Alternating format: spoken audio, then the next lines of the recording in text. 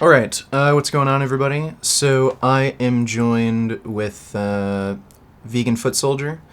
So we're going to be discussing name the trait. Footsoldier has the opinion that name the trait is not a good argument to argue for for a vegan diet lifestyle, and he thinks it's not logically valid or not logically sound.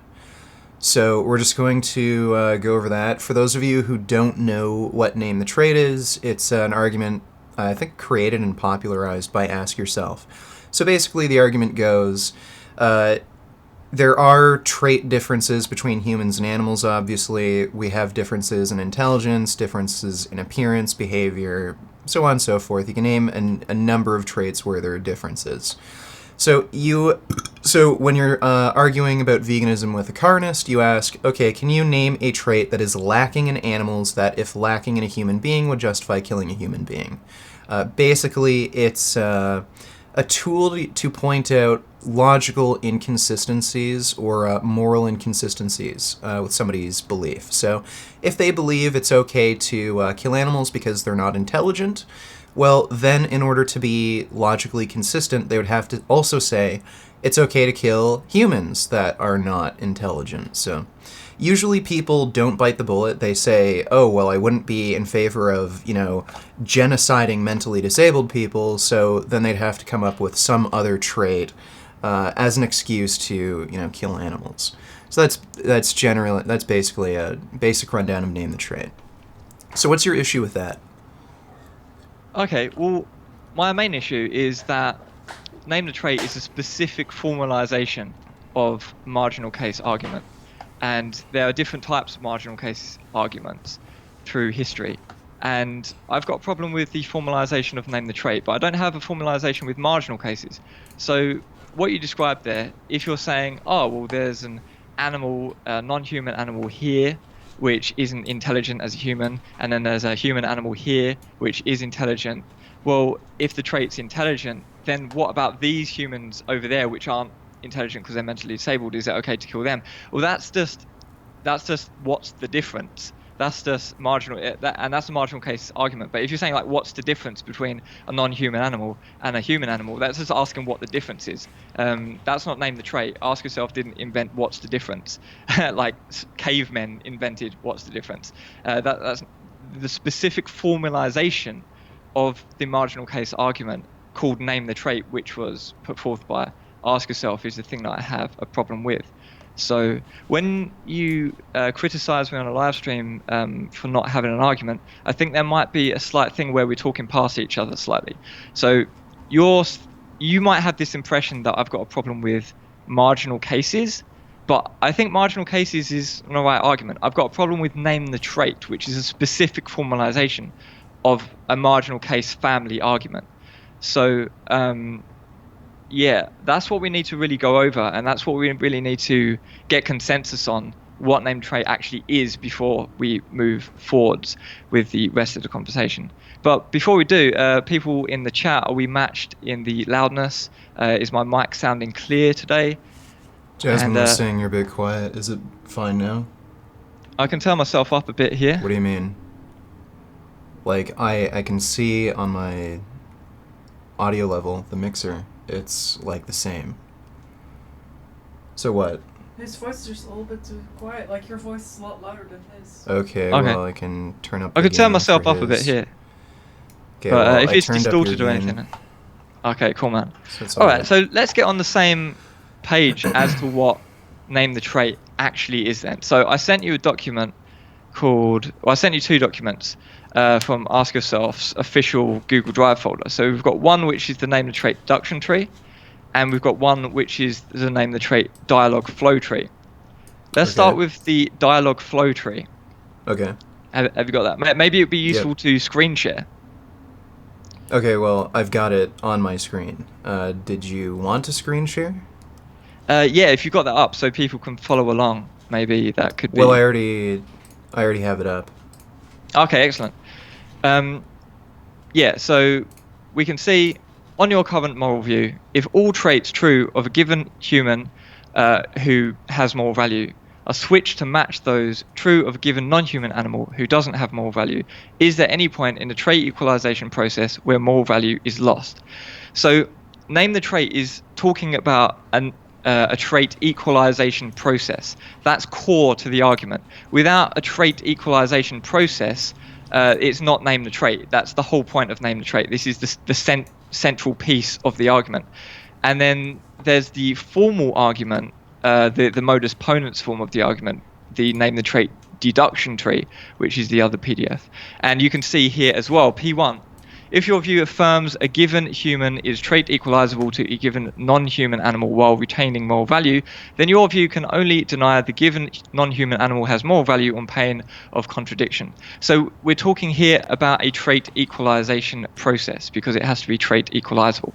Sure. And this is the thing which Ask Yourself has brought to the table. Ask Yourself hasn't brought what's the difference between a pig and a human. That's just what's the difference. He didn't invent asking what the difference is. He didn't invent, these people over here, marginal cases who are mentally retarded, they're not intelligent. So if you're going to say the trait is intelligence, then we should be okay to kill these mentally disabled people over here. That's not named trait. That's just a classic marginal case argument, which is very, very old. That's nothing new at all. That goes back to antiquity as far as I'm concerned. Singer more modernly put forth the argument from his perspective. He made a marginal case argument to popularize this sort of type of argument in an animal rights context.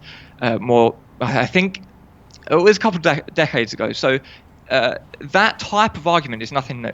What is new? What is the thing that Ask Yourself is doing here? Is this trait equalization process? So we need to actually understand what that is, and if that makes any sense, if this is useful, if this is more useful than marginal cases, or if this is less useful than the classic vanilla marginal case argument. And I would argue it is not. But we need to be talking about the same thing. So if you're going to say to me, it's actually quite useful to argue a marginal case type position, well, I agree that can be useful, but that's not what we're arguing today. What we're arguing today is specifically name the trait. Okay, I don't see a significant distinction here. It's worded differently, but it's saying the exact same thing. In a sort of like loose way, but the whole point of name the trait is that it's a formalization, right? So if you're not formal, if you're just going to use natural language and be like, it's this sort of like rough similar thing, there's not really a big difference, it's fine, then why are we talking about formalizations and specific types of marginal cases? Why aren't we just talking about marginal cases? And I'm not talking about marginal cases, I'm talking about name the trait, and I've got a problem with name the trait, and I think name the trait is a bad argument, but I don't think marginal cases is necessarily unuseful. Okay, well, wait. Let me just give an example here. So if I were to go up to somebody and say, why do you think it's okay to kill animals? And then they say, well, they're not intelligent. And then I ask, okay, well, if we found a human being that was as unintelligent as an animal, would it be okay to kill it? That is basically name the trait. That's basically creating a trait equalization. No, that's marginal cases. So I sent you another PDF called AMC. Okay, wait.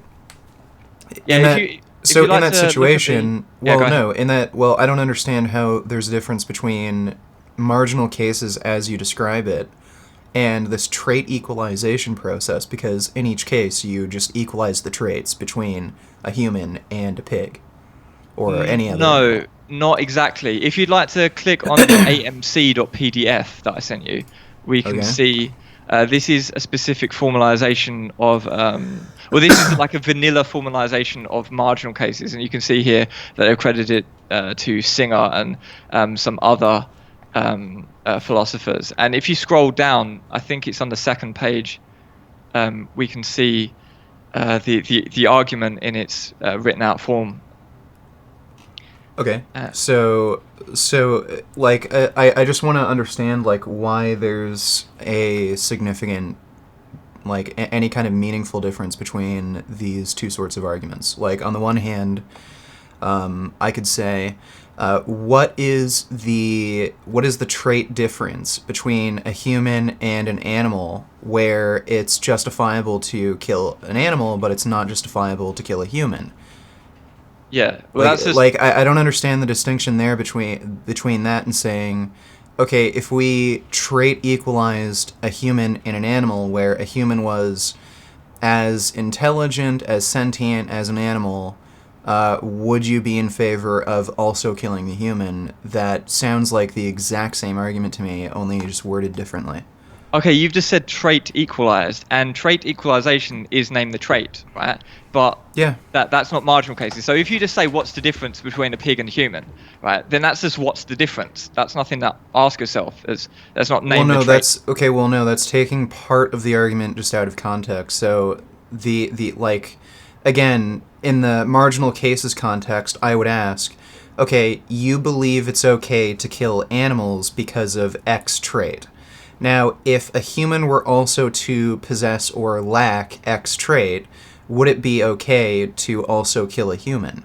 That's basically the same thing as just a trait equalizer. That's literally the same thing. No, it's different. You've just come up with, you've got two different things. One hand, you've got what's the difference, trait, what's the difference. On the other hand, you've got I'm equalizing these traits through a trait equalization process. And the trait equalization process is, as I understand it, there's various ways you can understand it, but typically you're getting one object and metamorphosizing that into another object, and then saying the object, and then trying to come up with a contradiction between the metamorphosized objects because of the moral value retention. And that's the whole wording of on pain of P and not P in name the trait. The whole point, the whole way that name the trait works as an argument, as a formal argument, the entire point is on contradiction, on pain of contradiction. So if you contradict yourself, then that's one of the ways that you can sort of lose name the trait, or sort of been like come out of the argument looking silly or whatever. And the other way is to be reduced to absurdity, for example, and we can discuss that in a minute. But if we're going to talk about name the trait, you have to be what do you mean reduced trait. to absurdity? No, you could bite the bullet on either.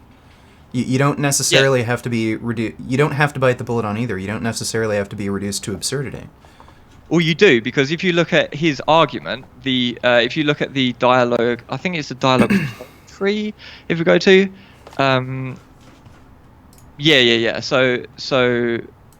So essentially, if we look at the dialogue flow tree, you can scroll down, and you can see that either you've been reduced to absurdity, or you've contradicted yourself. Or you've contradicted yourself. Yeah, so they're the two outputs of name the trait. So there's no third output that name the trait assumes. Okay, what would be the third output if you were to trait equalize?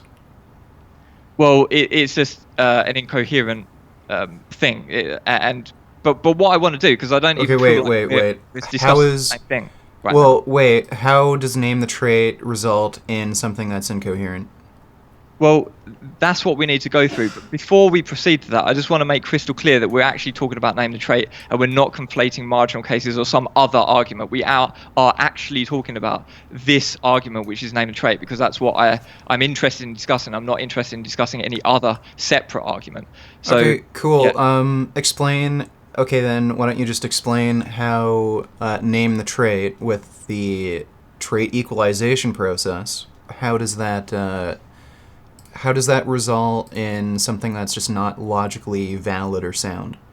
Okay, well, I've made various videos on that, and then when I did the live debate with Ask Yourself, I tried to explain explain using words that are coming out of my mouth in normal English language why that is the case. But in that debate, Ask Yourself wouldn't let me speak using words coming out of my mouth. He was you have to give me a syllogism to No, explain. he didn't say that. He didn't say you had to do a syllogism. Yeah, he did. He wanted he wanted some sort of formal argument, or he wanted some informal argument which he would then formalize on the spot.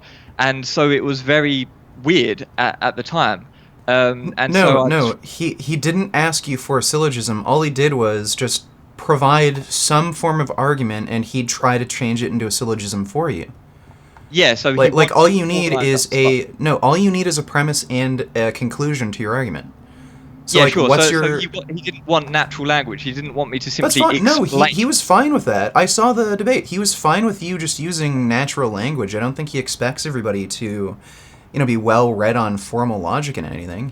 All he did was. No, no, no. I'm pretty sure that he didn't. Like, he says now, like, if you go over to his Discord and look, he will say, "Oh no, natural language is like for sophists who want to hide the inferent structure No, of their argumentation." I saw the debate. No, I saw the debate. He said you can just use like a normal argument with a premise and a conclusion.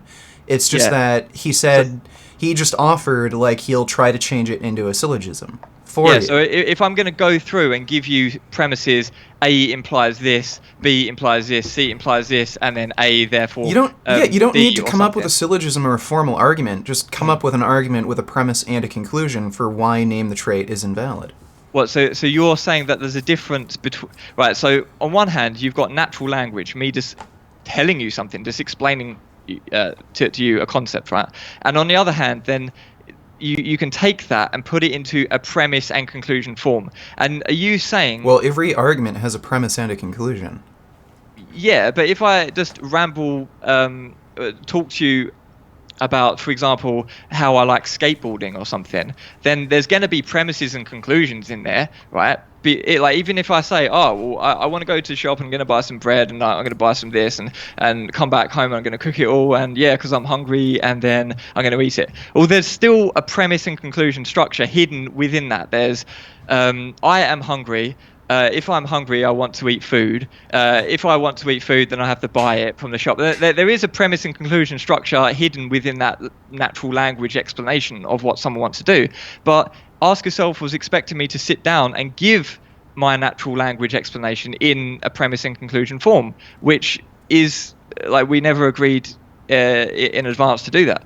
But for shits and giggles, and I said on the spot. What do you mean? No, like every argument you come up with is going to have a premise and conclusion. Like, I mean, I could say you're stupid. The reason you're stupid is because you have a low IQ. Like, therefore, if you have a low IQ, you're stupid. That I mean, not saying you're stupid, but you know, I mean, a very simple context. Well, it doesn't matter. Just into a syllogism. Well, right. Look. Start us off. Why is name the trait invalid? Yeah. Well, I can explain it in natural language, or because what I was getting at was because at the time I was like, I'm not gonna put all of the explanation into a syllogism or some sort of logical form, because that would be, I said at the time, if I remember the words I said, something very similar to that would just require a lot of ifs and it would be very convoluted and very long, and so I didn't do that at the time. But this morning I sat down with Perspective Philosophy and Magnus, and for shits and giggles we actually went ahead and put it into a logical form to give premises and conclusions in a structured way to explain how name and trait is a bad argument, and that's what I've sent you as ntt.pdf. So if you want to open that up, I can publish this elsewhere, and so people can read it at their leisure and not have to just like follow it on the live stream. But this is what such an argument would look like. Okay. Formal rebuttal of name the trait. Okay, I've got it up here. You can go through that for a minute if you want. Just drink some water. Well, why don't we just go through it together? Okay. Yeah, wait a sec. So let me just try and zoom it in here so everybody can see easily. So this would be what Ask Yourself was trying to do in the debate. He wanted a structured premise and conclusion structure, and this is basically what he wanted to do. But it's very long doing it this way, and very long-winded and very convoluted. So what you're about to do is say, okay, well, can you explain this to me? And that's exactly what I was trying to do in the debate with Ask Yourself. Just explain it using words coming out of my mouth in the English language. But he didn't want that, so he wanted this sort of form. So there it is. See what you think of that.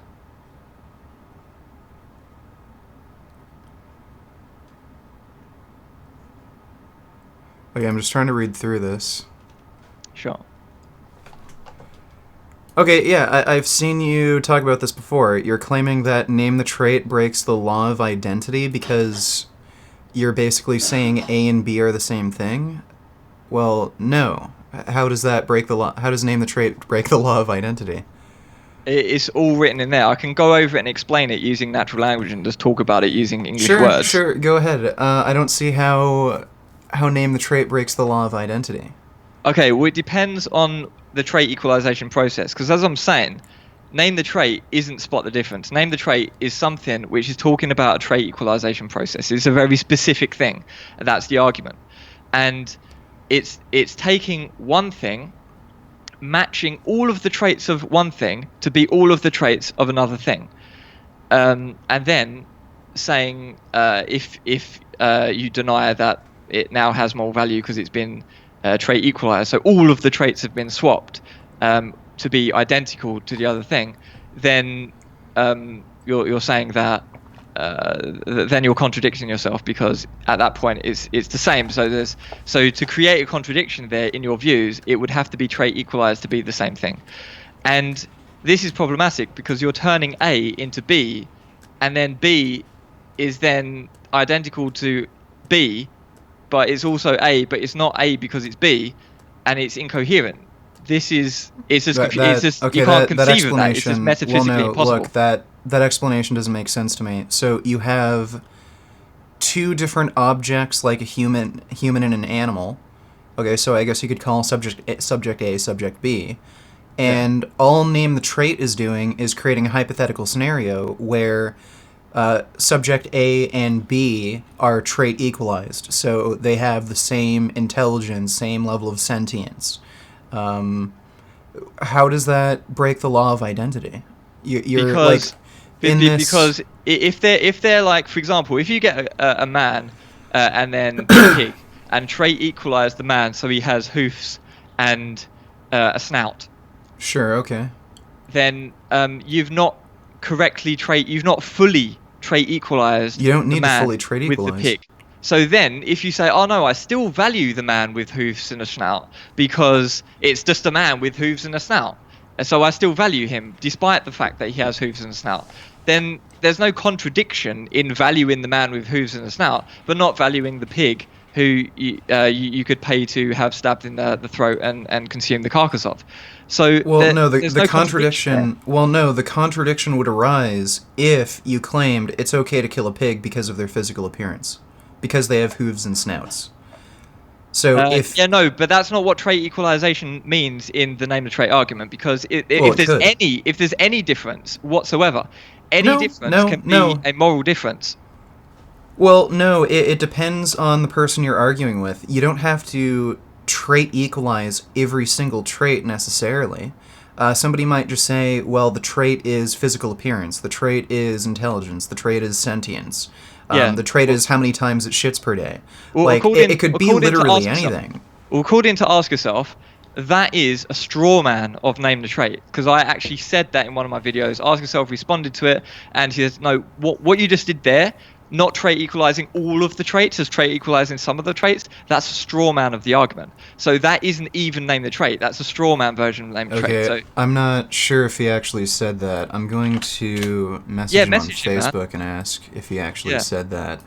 Yeah, don't get him on. If you want to get him on, maybe do that later or something. But he just like steamrolls over you, and you can't get a word in edgeways, and it's very unpleasant talking to him. I'd rather talk to you first. If you want to get him in at the end or something, then maybe we can do that. But maybe just message him for now, and ask him if subset. Ask him specifically if subset trait equalization is a straw man of name the trait, and he should say yes, because if he doesn't, then he's just saying random shit.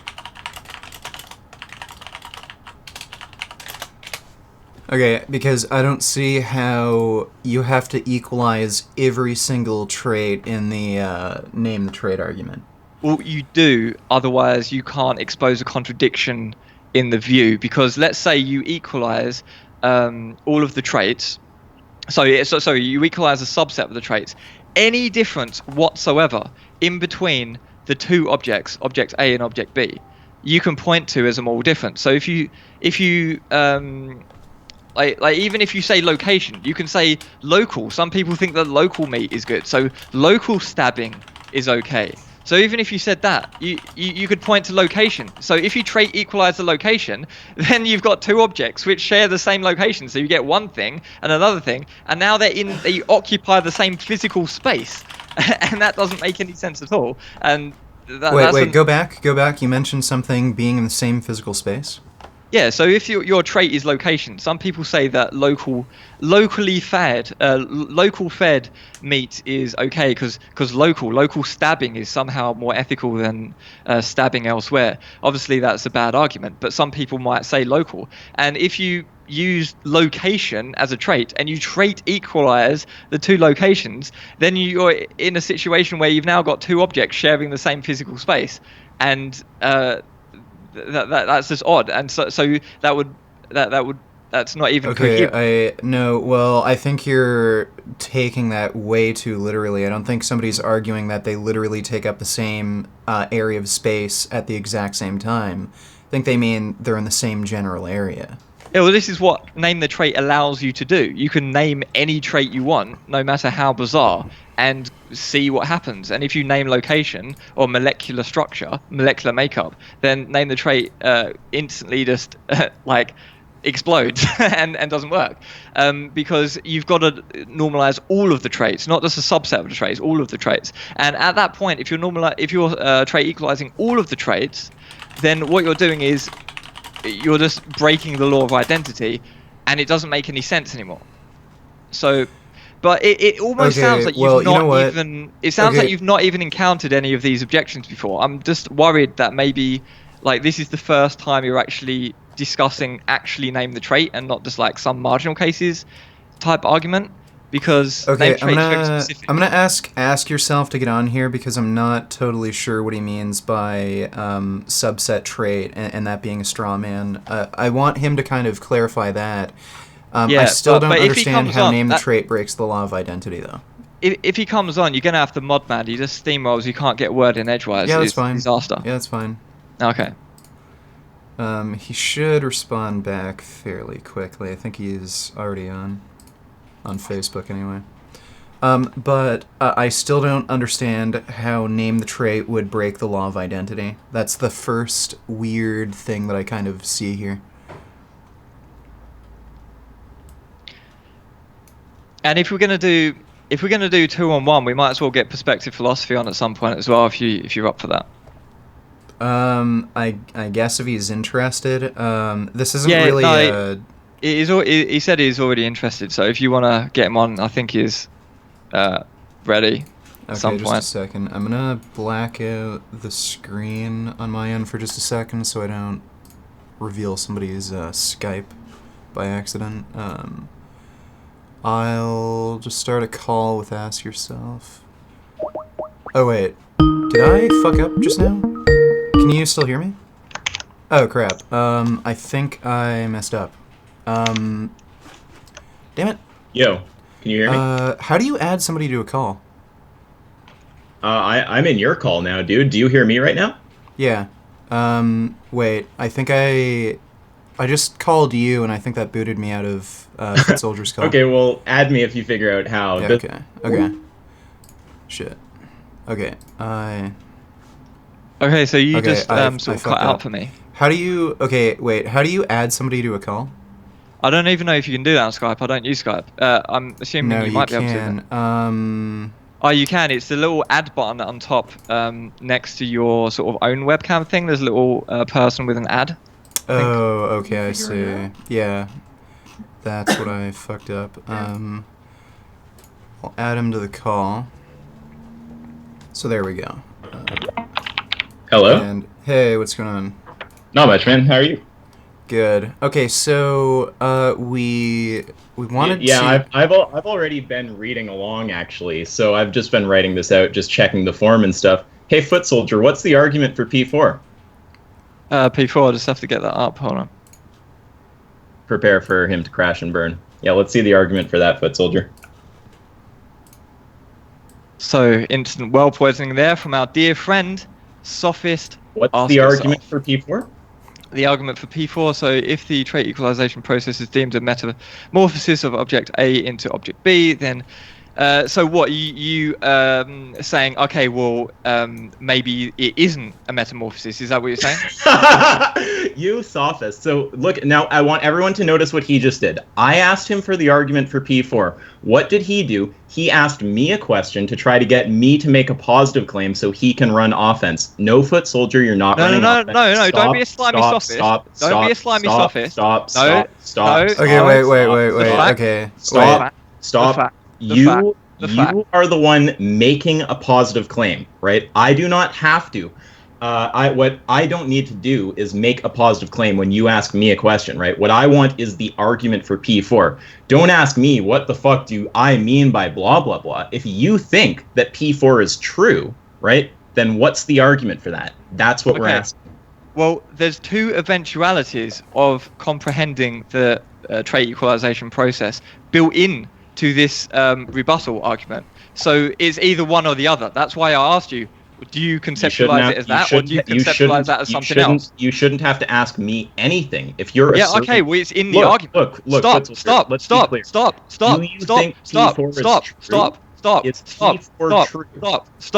in the argument.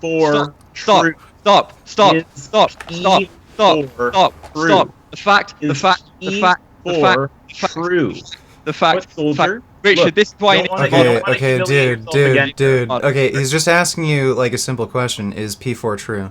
Right, because look, what he's trying to do, I asked him for the argument for P4, so what he's trying to do is various tactics to weasel away from giving the argument. He tried asking me a question to try to get me to make a positive claim so he could run offense. Now he's trying to say, oh, there's two options here, so you need to tell me which so I can tell what line of attack. No, Footsoldier. P4 is a proposition, which you are stating to be true. What is the argument so that you can P4 see what's is true? Okay, you finish now. You finish. Let me talk now. So we can see what's happening here. So ask yourself is trying to be a slimy sophist What's and the not argument for No, P4? stop. I'm talking. No, Don't dude. interrupt me. Don't interrupt me. Well, look, wait. First of all, don't interrupt Footsoldier. Just let him talk for now. But all he's doing is asking you what the argument is for P4. Like, why is it true?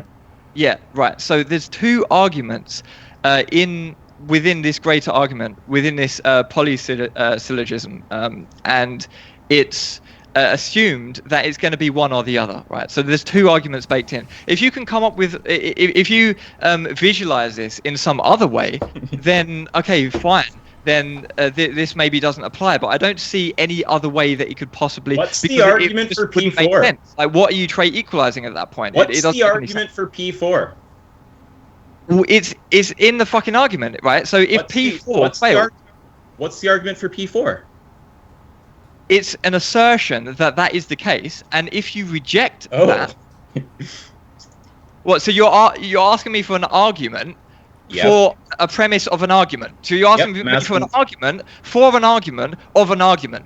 Yeah, I'm asking you for the argument for premise 4. So you're asking me for an argument for a premise of an argument for an argument against an argument. Is that what you're asking? I'm asking you for the argument for premise 4 of your syllogism. Can everyone P4 see? Is the premise. Can everyone? Did I just call P4 an argument instead of a premise? If I called P4, wait, stop. If I called P4 an argument, I meant to call it a premise. I'm asking for the argument for P4. The argument for P4 would be... same thing I've been asking for the whole time. In your formal rebuttal, P4 is the premise. It's an assertion. It's an assertion. I don't. Okay. Well, no. I'm not convinced of your assertion, so why should I accept it? That's why we want an argument, right? Unless you're going to tell me P4 is non-inferentially justified, right? What's the argument for P4? Look, I'll sit here patiently until you deliver it. Let's just see the argument. Okay. So, can you see? Hold on. Yeah, you take your time. You think that through. Write it out if you want. I'll sit here all day. I need to search for the other premise. Hold on. Okay, so you see, can you scroll down to premise 14, Richard, please? Or can you just ask yourself the document so he can actually just... Look, Soldier, I don't know why you're trying to give me premise 14. What I want is some argument whose conclusion is P4. Just give me that. Yeah, so premise 4 is an assertion, and premise 14 is an assertion. I could create an ad hoc argument right now. 14? What is why you would have to? Why you would have to? You're talking to me. Stop. Stop. Don't talk about Stop. premise 4. Stop. What's the Talking over argument me. for Stop. P4? Stop. Okay, You're talking then over me. give the argument. Rich, if I can hear you- you not giving the argument, I'm just going to ask again, okay? Rich, What can is you the not argument say- for P4? Okay, We've so been talking minutes now, and I still have not got an argument, right? All weasel tactics from you. What the fuck is the argument for P4? okay, Deliver it. so Foot Soldier. Wait, so Foot Soldier. This is supposed to be the premise for your argument. So if you're going to say the premise is if the trait equalization process is deemed a metamorphosis of object A and object B, then A becomes identical to B in respect to name the trait. Why is that? Look, can I also before you even say this, just for the idiots in the audience, okay? There's some people in the audience who are fucking stupid, okay? Look, if you don't understand basic logic, let me explain this to you, okay? He has created a syllogism, okay? The idea is if it's valid, the conclusion is true in virtue of the premises being true. If there's a premise that he can't establish to be true, there's no reason to think that his syllogism is sound. So anyone who thinks that I'm being unreasonable by asking for the fucking argument for P4, you are completely logically illiterate. Now, Foot Soldier, Okay, what's the so- argument for P4?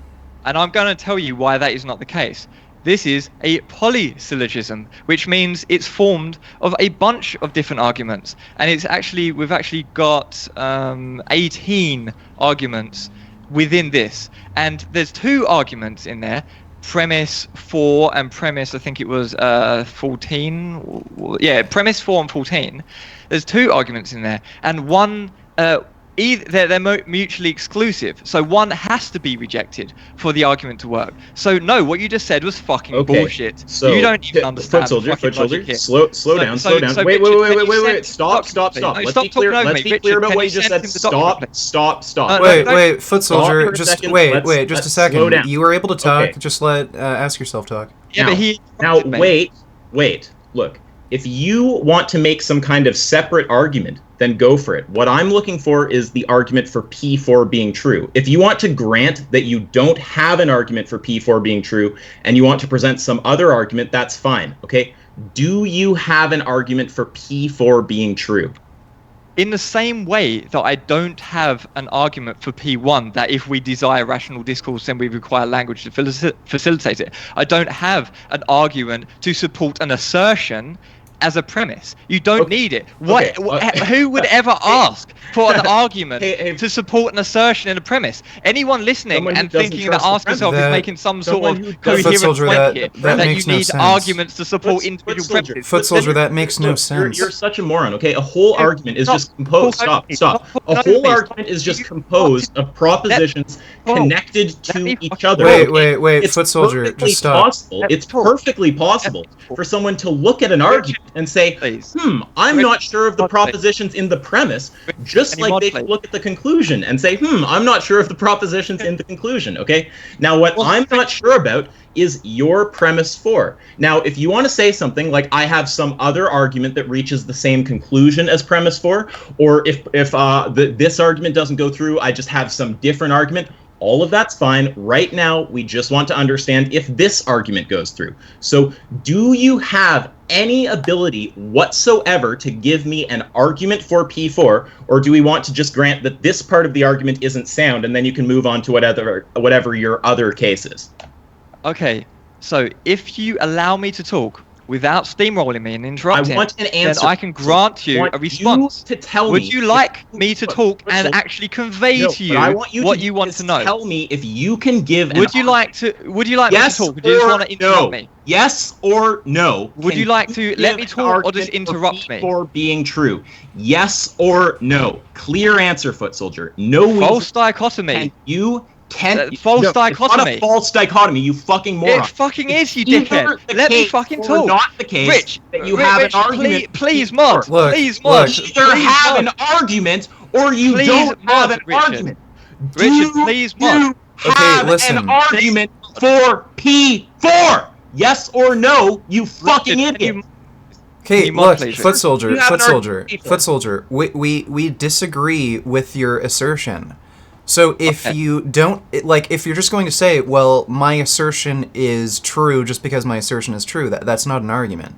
You're saying you have to actually come up with an argument for the assertion you're making. Right, and Richard, additionally, if he Dude, wants to say, no, I don't. Wait. And if he wants to say, no, I don't, because I have some other argument, he's welcome to do that, but then he needs to grant that he doesn't have any argument for P4 of this argument, and therefore this argument here is unsound. If you want to give some other argument, go ahead, but you don't get to weasel out of demonstrating your P4 to be true by saying, I have some other argument, okay? If you can't show that P4 is true, this argument is not sound. End of story. Do you have an argument for P4, yes or no?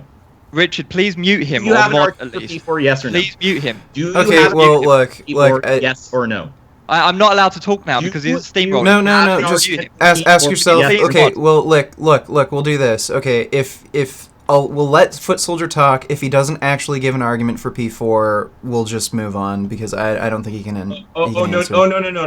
I will stay here. So I can't talk, man. Let me fucking talk, for fuck's sake. Just let me talk. I want to answer. Just let me talk. I will stay and humiliate you until you admit that this argument isn't sound or deliver an argument for P4. We're not gonna move on to something else. No, you fucking idiot. You're gonna deliver the argument where you're gonna admit that this is not sound, okay? So now if you don't want to utterly humiliate yourself to anyone who remotely understands logic and philosophy, deliver the argument for P4. Do you have it, yes or no? Now can you mute him? I need to be able to talk. Okay, well, ask yourself... I need to be able to talk, Richard. I don't know how to mute people, but ask yourself, could you just, let him talk? Don't interrupt him? If he doesn't deliver an argument, I have to butt in. You can. If you don't want me on the stream... No. This is why I said in advance, don't get him on right now. He's a disaster. He's a disaster. I'm trying to answer Richard, trying to talk to Richard. Richard, if you don't want me on the stream, that's completely fine. If you think you've gotten what you need here, but as long as I'm here, if he tries to ramble and not give the argument for P4, I will cut him off. Okay, well, why don't you back out because I think I've gotten what we needed from this. Okay, of course. Well, it's good talking to you. Thanks for having me on. Yeah, no problem. Nice job humiliating yourself, Footsoldier. Bye-bye. Okay, man, I'm so glad he's gone. It's a disaster. It's just like unleashing cancer, immediately on the stream. I just, fucking hell, it just steamrolls you. You can't get on a word in edgewise. Yeah, it's infuriating. But yeah, I'm gonna try and explain, right? So what he's saying that I need an argument to support a premise of my argument for the argument for the rebuttal of the argument. So if I give an argument for the premise in my argument against the argument, then he can just come around and say, oh, what is the argument for the premise for the argument for the argument for the argument against the argument? And it can be an infinite regress. So we can just say, what's the premise of that argument for that argument for that argument for that argument for that argument? And we can just infinitely regress on arguments. When does it bottom out? When does it stop? You need to have some bedrock. You need to make an assumption. You need to make an axiom. You can't say what's the argument for your axiom and then say, oh, it's this, and what's the argument for that premise of this axiomatic thing in that argument, and it's an infinite regress. Do you not understand infinite regress, Richard? Surely that's not what would happen. He's just what's going on here is we both disagree with the assertion made in your premise P4. Well, so let's talk about that. Let's talk about that then. So you disagree that the trait equalization process is deemed a metamorphosis, do you? So if that is the case, then let's just reject that syllogism there. Let's reject conclusion 2. Let's reject the conclusion 2. That's fine because it's mutually exclusive with conclusion 7. So if you reject conclusion 2, then you would be thinking that the trait equalization process is deemed an array of progressive iterations located in separate possible worlds. And if you reject that, then there's no other way you can conceptualize it. It doesn't make any sense. What is it then? It doesn't. What would it be? There's no other options. Look, I don't see the issue with creating like some sort of hypothetical reality. Why does it have to be a metamorphosis? Okay, well look. Richard, do you understand this? So we've got let's pretend this is a box, and we're looking for the object in the box. We have box A and we have box B. Is the beetle in box A, or is the beetle in box B? Oh no, I've rejected that it's in box A. Well then it's fucking in box B, for fuck's sake. You know what I mean? There's no other alternative. I don't understand how that relates to trait equalization being a metamorphosis. Well, if it's not a metamorphosis of one object, then it has to be iterations of another object. All you're doing is creating like another hypothetical reality where the traits are equalized between the two objects. Yeah, which is why would it have to be a metamorphosis? Within the hypothetical. Sorry? Which is itself a metamorphosization. So you accept that premise. So it's not. How is that a metamorphosis? One object being transformed closer into another object. That would be a metamorphosis. I don't understand how this is a metamorphosis. So what if I were to say, let's create a hypothetical reality where I had the same intelligence as a pig? How is that a metamorphosis? Well then, if you've just created you've just created this being, it says popped out of thin air, then that would be premise 14. That would be iterations. So let's go to premise 14. Okay.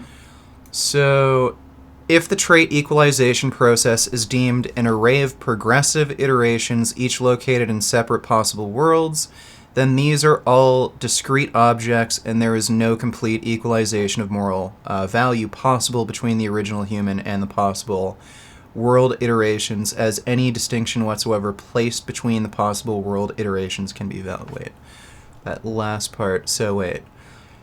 There's no complete equalization of moral value possible between the original human and the possible world iterations, as any distinction whatsoever placed between the possible world iterations can be valued. Okay, so why would that be? Well, let's say you've got so you've got a human and you've got a pig, and then you create a new being which is almost identical to a pig, but it has the ability to speak. It looks like a pig in every other way. It looks like it is completely similar to a pig, but it can speak. It's a talking pig. Then you could just say, oh, well, I value the fact that pig can talk. So if that pig can talk, then I'm going to value that. And obviously, I'm not going to kill it. So then we're not going to create contradiction. Okay. So the conclusion doesn't follow that on pain of P or not P. That's the whole point of name the trait. That's what it does. Okay, wait. Go through that again. I must have missed something. Right. So this is why Ask Yourself just came on and unleashed a steamrolling fury of just cancerous talking over me. Is because he doesn't want to admit that the subset trait equalization is a straw man of the argument, which is said multiple times before. That's why he honed in on premise 4 and said, oh, you have an argument for premise 4, fuck off. I don't need an argument for fucking axiomatic, like an assertion in an argument. And that's why he did that, because he knows that if you don't fully trait equalize it, that's a straw man of the argument. And you just said that a minute ago, and he didn't want to be like, oh yeah, well that's the straw man version of the argument. You know what? I actually want that to be clarified. Maybe I kind of want him to clarify that. Maybe he could come on just. I want to ask him that question, or let's write down the question and get an answer out of him. You can ask him. So write this down, and we can ask him this exact thing. Sure. Is subset trait equalization a straw man version of name the trait? Get him on. Ask him that, and if he doesn't answer it, then he's evading. And if he does answer it, then we'll just say, okay, cool, and hang up, because it's just, you can't talk to him. It's impossible to talk to. Okay, because I'm not even understanding why that would even really matter. Well, it matters. It's hugely important, because if you don't fully trait equalize, then you can't have a contradiction. Let's say that I have trait equalized a flying or a bird into this hourglass, but you see that one of the hourglasses is pink with sand in it and one is green. They're completely the same, apart from the fact that one has pink sand and the other has green sand. Well, I could just come along and say, well, sorry, I value green sand, and so that's not a contradiction if I say, no, fuck the pink one, because I value green sand. Yeah. They're the same in every other way, but it's got green sand. So it's not a contradiction if I value one and the other, because there's a difference which I can point to.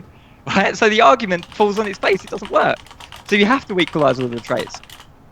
Okay, wait. I'm just gonna ask him why it's absolutely necessary to equalize all trait. Well, did he answer you if the subset equalization is a straw man? Well, I think he said yes in an earlier message. Just let me ask him this. Okay. Did you hear me? What? Did you hear me? Yeah. Keep both of them in line. Yeah, I'm just gonna message him on Facebook and ask about this. I get what you're saying where, okay, anybody could just go to any, like, point out any trait. Anything whatsoever. Sure, but I still don't even understand why that would even matter. Well, okay, let's just say you have to equalize every single trait. Yeah. Otherwise, the argument doesn't work because there's not a contradiction. Right. You can't contradict yourself if there's no contradiction to contradict. Okay, sure. So let's say, yeah, okay, so let's say, okay, I think it's okay to kill a pig because of everything that makes a pig. Okay, the way it looks, its biology, its DNA, its intelligence, whatever. Okay, well, then I could just say, alright, well, let's say if I genetically modified a human to have every single trait a pig has. Yeah, well, then it would be a pig and not a human.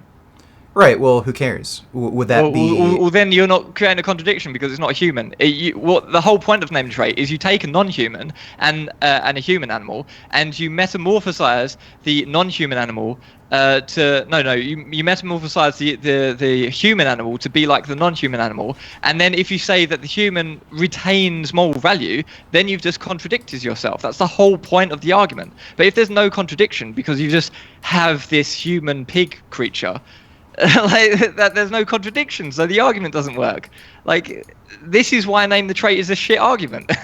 And this is why what you do when you live debate people and use this type of stuff, you're just talking about marginal cases. You're not even talking about anything that Ask Yourself has created. You're talking about what Peter Singer has talked about in the past and what all the other amazing philosophers have talked about in the past. Ask Yourself has brought nothing to this conversation apart from a trait equalization process, which is totally incoherent and makes no fucking sense. And it is completely unhelpful. Okay, so the issue here is, I think you're kind of missing the whole point of name the trait. It's really just to point out where moral values kind of drop off. Well, that was just marginal cases. Okay.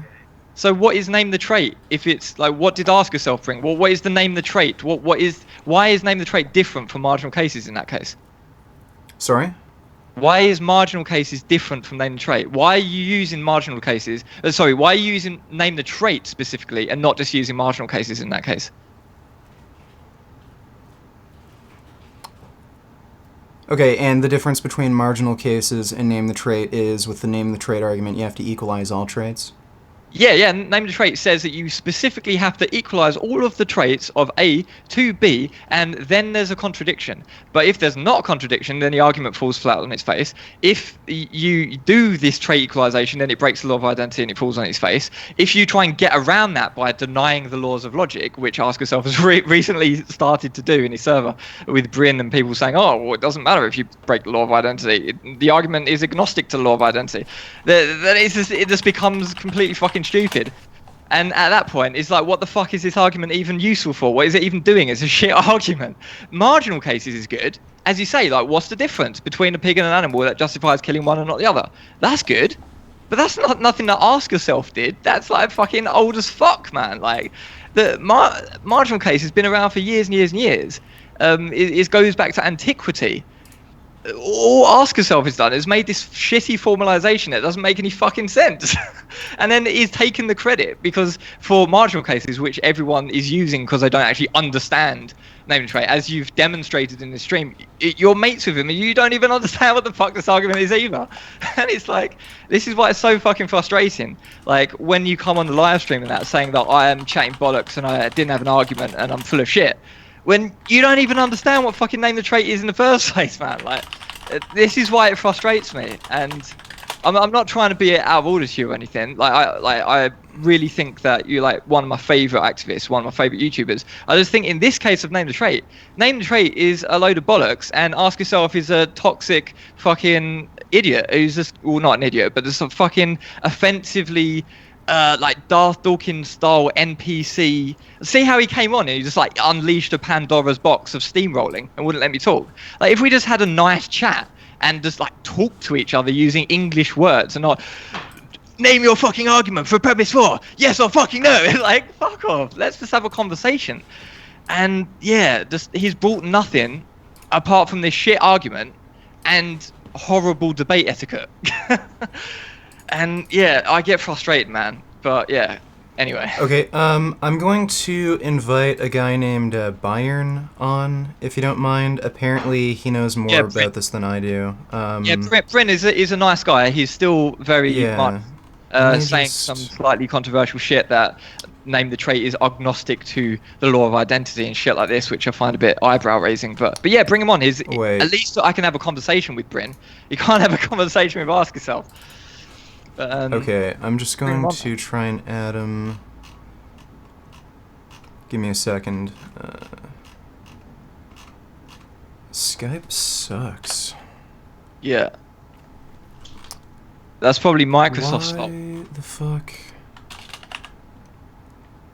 They make it so fucking hard to add people to a call. Why doesn't it just show you the fucking people who are online?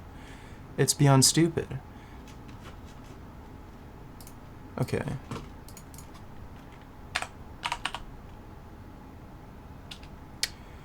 Jesus Christ. Why isn't his thing showing up?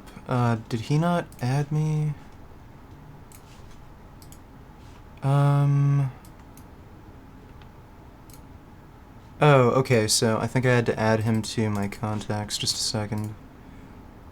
And then I'll add him to the call. There we go. Okay. Alright, so he should be coming on now. Okay, and at some point maybe we can get Perspective Philosophy on Yeah, sure. as well, because he's got some really nice insights. No, and no. I'm just talking to Magnus on Discord, and he says, I think I made it clear already, but premise 4 is conditional, that you accept premise 4 or you reject it and then accept premise 14, because you have to accept one or the other. There's no other thing to accept. But anyway, let's get Perspective Philosophy on at some point, because I think that would be interesting. No, sure. Yeah, we can do that. And man, I'm sorry that I got so frustrated. I just get wound up no end. Perspective Philosophy? Not yet. We're just gonna have him on first. Hey, so what's going on? You hear us? Yeah, I can hear you guys. Can you hear me? Okay. Yeah, man, I can hear you good. Wonderful. Okay, so I think that the main contention here is that when you construct a modus ponens, you can certainly say that the argument is valid. I don't think that that's in contention. Just purely looking at the language of the argument, absolutely, it's going to be the case that that conclusion follows from the premises. What we're asking for, though, is how you are saying that it is the case that the conditional is true, because it isn't entirely clear why you think that that would be the case. What would be the support for premise 4 specifically in this argument? Okay. Firstly, you sound like you're inside of a paper bag. I'm not sure what that is all about. But Richard, can you send Bryn the name the trait document, the name ntt.pdf, and then he can have the access to the full argument as we're going through this. Okay, can everyone just see the chat who's, like, in the call? Can you just put it in the... I don't know, I don't really know about Skype. Why don't you just put it in the message thing, and then I think he'd be able to see it. Oh yeah, I'll try that now. Because I don't know where I have the, your formal arguments saved. Okay, so I've just put that in the chat. Hopefully, Bryn, can you see that? Mm-hmm. Yeah, so if you download that, and we'll go through it now. So premise 4 is sort of a conditional. So you see the structure of this. We've got P1, P2, P3, C. It isn't sort of a conditional. It is a conditional. Yeah, but you see the structure. So we've got some things are hypothetical syllogisms and some things are modus ponens. Yeah, I've read through the entire polysyllogism. I already have some other issues with it. Oh, But how did you already read through it that quickly? because it's on the live stream. I've seen it the entire time. I've been Yeah, watching. no, but it's 3 pages long. Yeah, but Vegan Games at various times has scrolled through the entire document. Yeah, fair enough. But if you've got it, let's start with premise 4. So, if the trait equalization process is deemed to be a metamorphosis, and then premise 14 is if the trait equalization process is deemed an array of progressive iterations, each located in separate possible worlds. So, can you envisage? I cannot comprehend of another way that we could perform the trait equalization process. How else would you perform it that rather than getting one object and making it more like another object, or just creating objects which are more similar? You either create an object or the object moves. You can't have an object doing, like, what else can it do? It can create or it can move. It can't do anything else. What else could it do? I don't understand. Sure. So one thing that you could do, and sort of this is the cheeky move that I've been pointing out to you guys for the past couple of days, is that the argument can be agnostic to Leibniz's law. It doesn't have to. We've actually got that. It. We've actually got that in the argument here, because we know you've been talking about it being agnostic to the law of identity in Leibniz. It's not. We've actually put that in the end of the argument. Instead of steamrolling me, let me just clarify that there's a very vicious sort of equivocation going on here. And the equivocation that I haven't actually heard a response to from either perspective or yourself is between the metaphysical Leibniz law of identity, which is simply the statement that if it is the case that if you have two sets of properties and all of the properties are the same in these sets, that in actuality you only had one set. So you really only have one object. Now, what's interesting is that you call this the law of identity instead of calling it its more well-known names, such as Leibniz's law or the identity of indiscernibles. Yeah. And I think that the reason for this is that you want to equivocate upon the well-known Aristotelian law of identity, which is that anything is identical to itself. Sure. And so what I'm interested in is why you would think that just by denying this metaphysical law, which is itself contentious in the philosophical academy, that I would be able to derive some kind of contradiction on, say, something like the law of excluded middle or the law of non-contradiction. And so if you think that it's required for rational discourse, what I would actually like to do, if that's where we're going to go now, is just require you to derive from the negation of the identity of indiscernibles to the negation of the law of non-contradiction. And I'll just wait patiently. Okay, cool. I'm glad you brought that up, because that's an interesting point that I'd like to cover as well. So, firstly, let's cover it right. No. Let's cover it right. Let's cover it right now. Now, man, you're breaking up, man. I can't hear. Right now, from the premise, the law of the identity of indiscernibles is false. Derive that the law of non-contradiction is false. Please go ahead. Yeah. So, firstly, you said a few things there. You said it is contentious that the identity of indiscernibles is even to be universally accepted. I would just deny that that's the case. I'd just say. So would you like me to bring up the SEP article where there are numerous citations on why it is contentious because of interest? I can reject. I can reject logic, right? I can reject whatever I want to reject, but I might not be justified in doing so. So just because someone rejects something, it doesn't mean that it's necessarily the case. Or if someone proposes a different type of logic, which is agnostic or doesn't care about the identity in discernibles. Sorry, man, I'm still speaking. Is your argument at this point that you are just completely rejecting things for absolutely zero purpose? Like you have no argument to reject what is being said. You're just sort of willy-nilly saying things. Is that where we're at? Sorry, man. I feel like you didn't listen to what I was saying. So, firstly, if someone just rejects something or replaces it with another body of logic, they can do that all they want. But it doesn't necessarily mean that it is necessarily true that just because you can replace or come up with alternative types of logic, that is necessarily true that the classic logic isn't true. That doesn't follow. And what I'd say is, to answer your question, we actually have in the syllogism itself, in the polysyllogism, we have at the end exactly what you're asking for. And this is something that perspective philosophy contributed to the syllogism when we were sitting down doing it a couple of hours ago. And it starts at the end, so it's talking exactly about this, and I'll point to you exactly where in the argument this starts. It starts at conclusion 13 and onwards. Even before starting at like conclusion 9. At premise 27. At premise 27, if an argument requires law of identity, at 29, if the identity of indiscernible is an aspect of the law of identity, then to be agnostic is to be agnostic to the other. The identity of indiscernible. So before we move on, I would just like you to substantiate that premise. Please go ahead.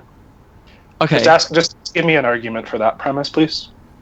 Yeah, but you're isolating one premise when we actually have lowered that down in the argument. We've already covered. Right. Of course, I'm isolating a singular premise. The point is I'm granting you the validity of the entire polysyllogism, and then what I'm requiring you to do is to demonstrate that the premises in it are actually true. And so I'm asking you specifically, right now, the two premises that are in contention from my side are premise 4. Yeah. And also premise 27. So if you by asking me to justify that premise, you're tacitly saying that there is a difference between the identity of indiscernibles and the Aristotelian sense of the law of identity. So, and we've actually got that as conclusion 17. To be unable to show how objects can be indiscernible and non-identical whilst maintaining a distinction between the law of identity and the law of indiscernibles is to be in contradiction with the law of identity. And so I would say that the positive claim is the actual burden of truth is in your court to actually prove that there is a difference between the identity of indiscernibles and the Aristotelian sense of the law of identity. Sure. And so the first way we could go about doing this is, simply by looking at the fact that if you go onto like a Wikipedia page or an IEP page or an SEP page concerning either of these laws, you won't see any reference to each other. In fact, you'll see that one is distinctively a metaphysical premise, and that the other one is distinctively a Aristotelian law about how things relate to themselves. So the Aristotelian law is not metaphysical? Yeah, it's a logical law. And so what we're talking about is that if it is the case that we have a set, what the Aristotelian law says is that you can have a self-referential identity, which is just to say that it is identical to itself. Now, what is not entailed by that, and that this is sort of the contention around Leibniz's law, offered by people like Simon Black, is that you could say something like, look, what about if we simply did have two objects that had all the same properties? Does it require us to say that those things are identical? And people like Simon Black and some physicists might say no. So one thing you could point out is, look, it's the case that A equals A, B equals B. It's the case that all the properties of A are identical to all the properties of B, but that overall A does not equal B for some reason. And so Simon Black offers an intuition pump argument in a pretty famous dialectic. Now, I don't personally accept that. I think that overall, the identity of indiscernibles is correct. But one thing that you can do sort of cheekily is point out that what you guys are doing here is equivocating upon certain kinds of terms. And I think that the reason that you do that is to try to be disingenuous with the argument. I'm not trying to be disingenuous, but I think that it would be disingenuous. Hold on. I just want to say... hold on, man. I just wanted to say, I don't think I'm being disingenuous, but I think someone would be disingenuous if they said, I think that the identity of indiscernibles does stand, however, fuck it, because I want the argument to not break down. Like, that is being a bit dishonest there. I would make that claim. I'm calling it cheeky on purpose, which is to point out that I am being, I'm running a devil's advocate here, just to point out that how the argument that you're running, at best, it's an equivocation by accident. At worst, I think that it's pretty clear that what you guys are doing is dishonest tacitly, since you want people to not understand that what you're talking about in one premise is a metaphysical law and in another premise is a logical law. So I could actually point out that just because of that, the argument isn't actually valid. Now, one thing I could do is hold on. You're saying about the difference between the metaphysical and the logical law. So can you conceive of something which is logically incoherent but metaphysically completely fine? No, I mean, I don't think that that's a thing that So what is your point then? Well, the point is that I don't think that we've reached the point of logical incoherence and metaphysical coherence. I think that because I believe it's the case, but well, let's just play devil's advocate and say that let's just reject the laws of logic, and because name the trait is agnostic to logic. Just to be clear, Leibniz's law is not a law of logic, and so we are not rejecting a law of logic. The name the trait argument, at all points of the argument, retains the Aristotelian relationship. There's no point that goes away. So can something which is metaphysically incoherent be logically valid? Absolutely. I think that we could Can you name an example? Yeah, if we had a square circle, it would have... We have a square circle. If we had a circle, then it would have 4 corners. We have a square circle, therefore it has 4 corners. We can talk about... It doesn't have any corners because it's a circle as well. So how can it have 4 corners and not have 4 corners? And that breaks the law of identity. That's then a logical law. That's a shit example. Wouldn't break the law of identity. Of course it would, because you're saying that it has both square, 4 corners because it's a square, but also doesn't have any corners because it's a circle. So it both has corners and doesn't have corners, but it's metaphysically incoherent, but it's logically coherent, despite the fact that it breaks the law of identity because it says that it does and does not have square sides and corners. Just to point out, you can't just call everything something breaking the law of identity and assume that it works that way.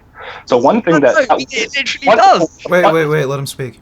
So one thing that you pointed out could be correct is you could say that is a unsound argument because it's impossible for there to be a square circle, and therefore it's impossible that a square circle could have 4 corners to some reasonable some kind of reasonable regard. But that would just be to say that the argument is unsound. But it wouldn't be logically invalid. It is the case that a square circle, if it existed, would have 4 corners.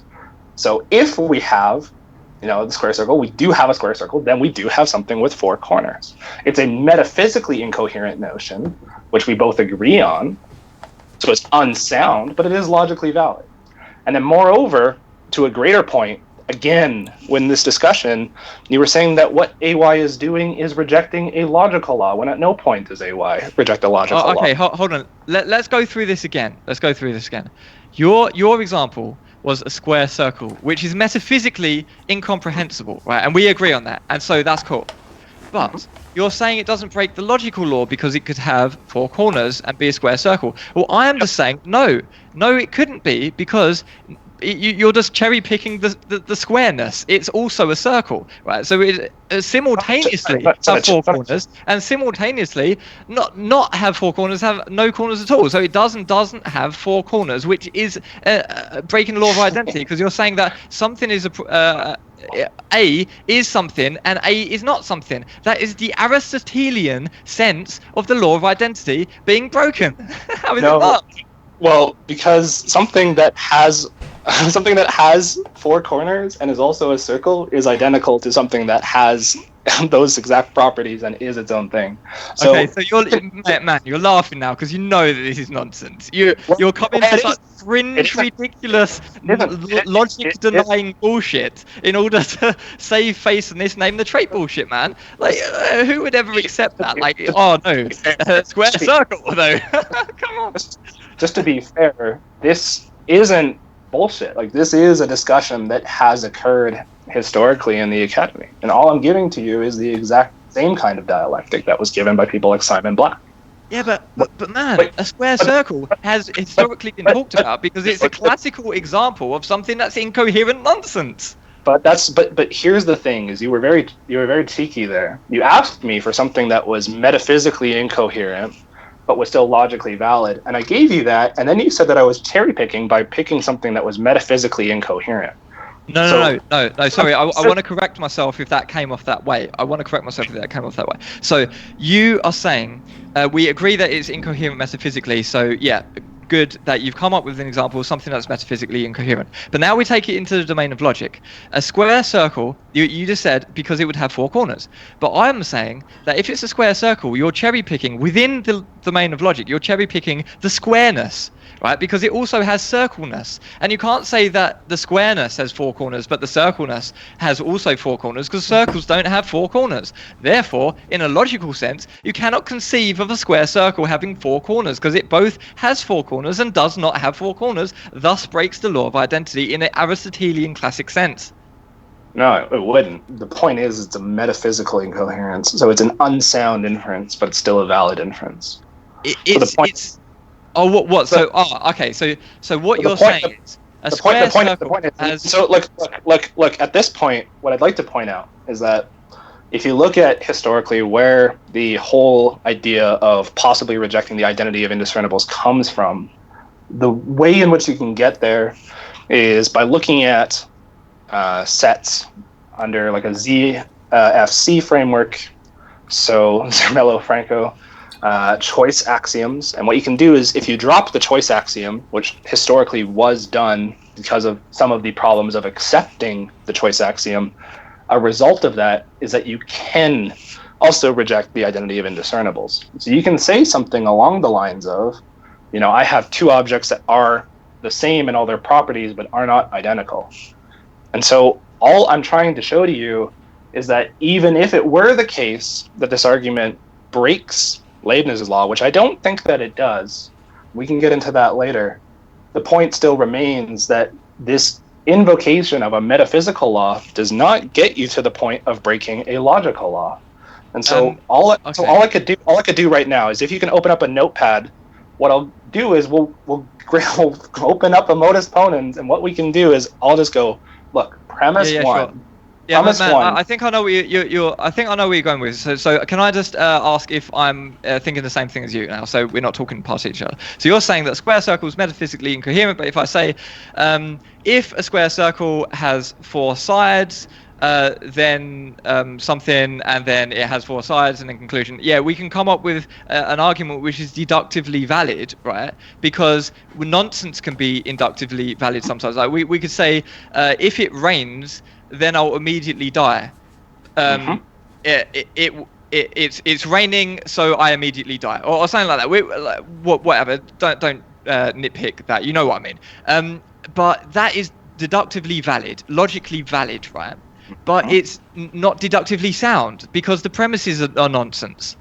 So what you're doing is you're conceding on it being able to be unsound, but saying, okay, yeah, but it's logically valid. Well, I don't care if it's logically valid. If you're saying, well, if the sky is fucking pink and there's fucking leprechauns flying about, then blah blah blah. Well, I don't give a fuck. I want an argument which is sound, not an argument which is completely stupid, bonkers, and unsound, but is logically deductively valid. Well, just to be fair, what you were trying to do originally was not to get me to criticize NTT for being something. So there's sort of a hop here happening. I'm not saying that it's the case that NTT is unsound but is valid. What the origin of that line was that it was the case that there was this distinction between a metaphysical law and a logical law. And you thought that they had to be related in some important way. And all I was showing you was that that's not necessarily the case. You can operate within the realm of like metaphysical incoherence and still talk about things logically and rationally. Yeah, to clarify that, I asked you, can you name an example of something which is metaphysically incoherent but logically sound? Or maybe I said valid, but I'm assuming that we're talking about something that actually makes sense and isn't just bullshit. So something that's logically sound but that you can put into a modus ponens is actually sound, and something which is metaphysically incoherent. And you couldn't name an example, and you agree that that wouldn't be logically sound. Well, so I think at this point we've just had a nonsense conversation, and it's not really got us anywhere, and you haven't really proven that the identity of indiscernibles is so distinct. Well, it is distinct. There's a reason why. It's distinct, but you know what I mean? That it doesn't entail. Well, that's the problem, right? And so if you go onto like the Wikipedia page, the IEP page, the SEP page, into a textbook, whatever, you can go look and you won't see a reference to the identity of indiscernibles or to the law of identity on either of their pages. So, these things are taken to be distinct. And so all I can do is point out to you that one is a metaphysical law talking about sets of properties and whether or not, if you have sets of properties that have all the same elements, if they're the same thing. And the other one is a self-referential law. Then from that point, I've shown you the distinction. And what I can ask you to do is, if you think that they are concretely related, just give me a syllogism starting from the negation of Leibniz's law and get to the negation of the law of non-contradiction, or the negation of the Aristotelian law. Okay. So, firstly, let's just get ourselves on this exact same page. So, I'm granting to you that that they're distinct, right? I'm granting to you that the Aristotelian sense of the law of identity is distinct from the identity of indiscernibles or Leibniz law, whatever you want to call it. I'm granting they're distinct. But what I'm not granting, and what I find contentious still, is that one does not entail the other, and you haven't given any argument for why one would entail the other that is actually coherent. You've given square circles, which was bullshit. And can you please provide me with an argument why one does not entail the other? Yeah. So if it is the case that Leibniz's law is a metaphysical law about sets of properties and whether or not they are identical, then it is the case that it is unrelated to the Aristotelian self-referential law of identity. It is the case that Leibniz's law is a law about sets of properties and whether or not they are identical to each other if all their elements are the same. Therefore, it is the case that this doesn't break the Aristotelian law. I get the synthesis.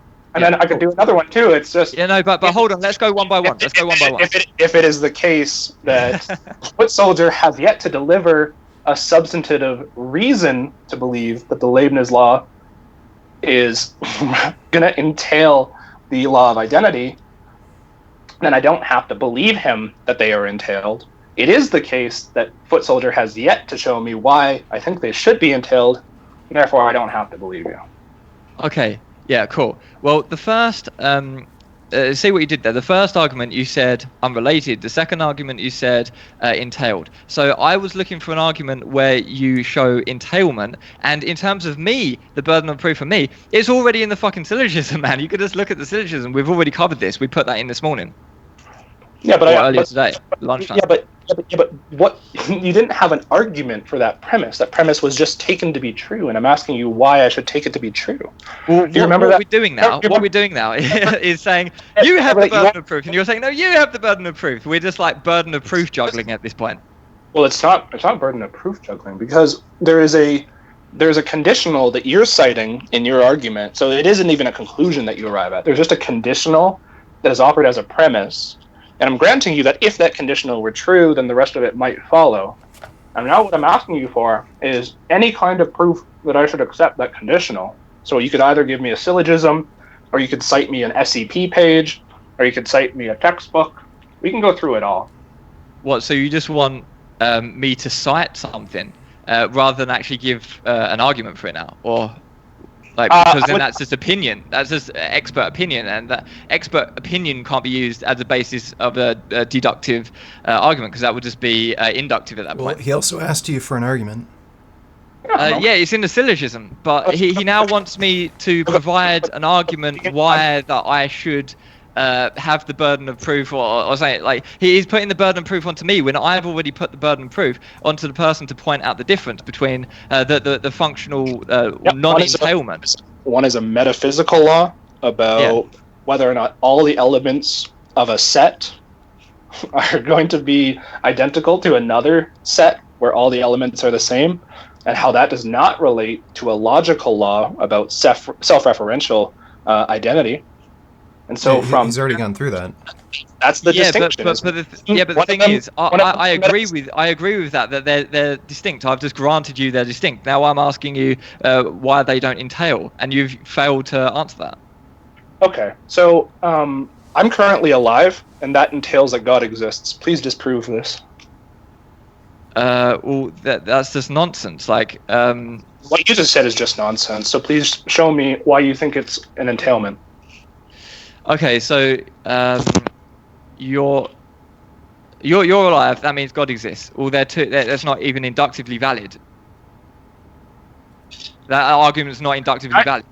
Neither is here's a metaphysical law, therefore this logical law. No, but that's not what I've done. Sure, it is. No, it's not. Yeah, it is. You said You- here's you've a- even admitted that Let's yourself. go through it again. If the identity of indiscernibles is an aspect of the law of identity, then to be agnostic to one is to be agnostic to the other. And the identity of indiscernibles is an aspect of the law of identity. To be agnostic to one is to be agnostic to the other. So now validate the antecedent. The antecedent, if the identity of indiscernibles is an aspect of the law of identity. So are you saying that the law of identity, it's not an aspect of the law of identity?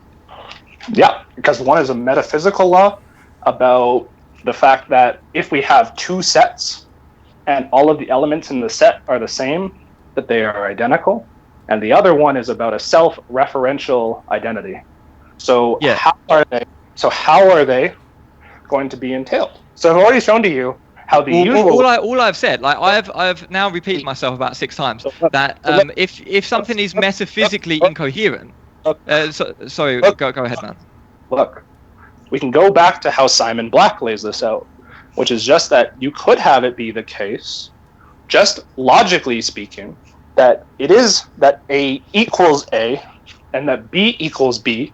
So there's no negation of the Aristotelian sense of identity, but it isn't the case that A equals B even if all of the elements of a set are the same. And so why is it the case that I should accept the identity of indiscernibles just because or why should I accept the law of identity just because the identity of indiscernibles is true or vice versa? How are they related? And at this point, right, like all I'm asking you for is a syllogism. And when I ask you for a syllogism, you just refer back to a singular premise. But that's just begging the question against my position. Okay. So what I'm going to do is I'm going to address this one last time, and if my response is unsatisfactory, then I'm going to get I'm going to request that Richard gets perspective philosophy on, because he's actually a university master's degree philosopher, and at this point it's getting into very technical ground, and I'm not claiming to be the world's best philosopher. So I think Sure. I've made my case up until this point. I think there's So lots more to talk about. we'll wait. Yeah. We can get perspective philosophy after you answer. I think we've gotten to a point where it would be good to get him on. But yeah, he's just asking a very simple, direct question. You need to actually like come up with an argument.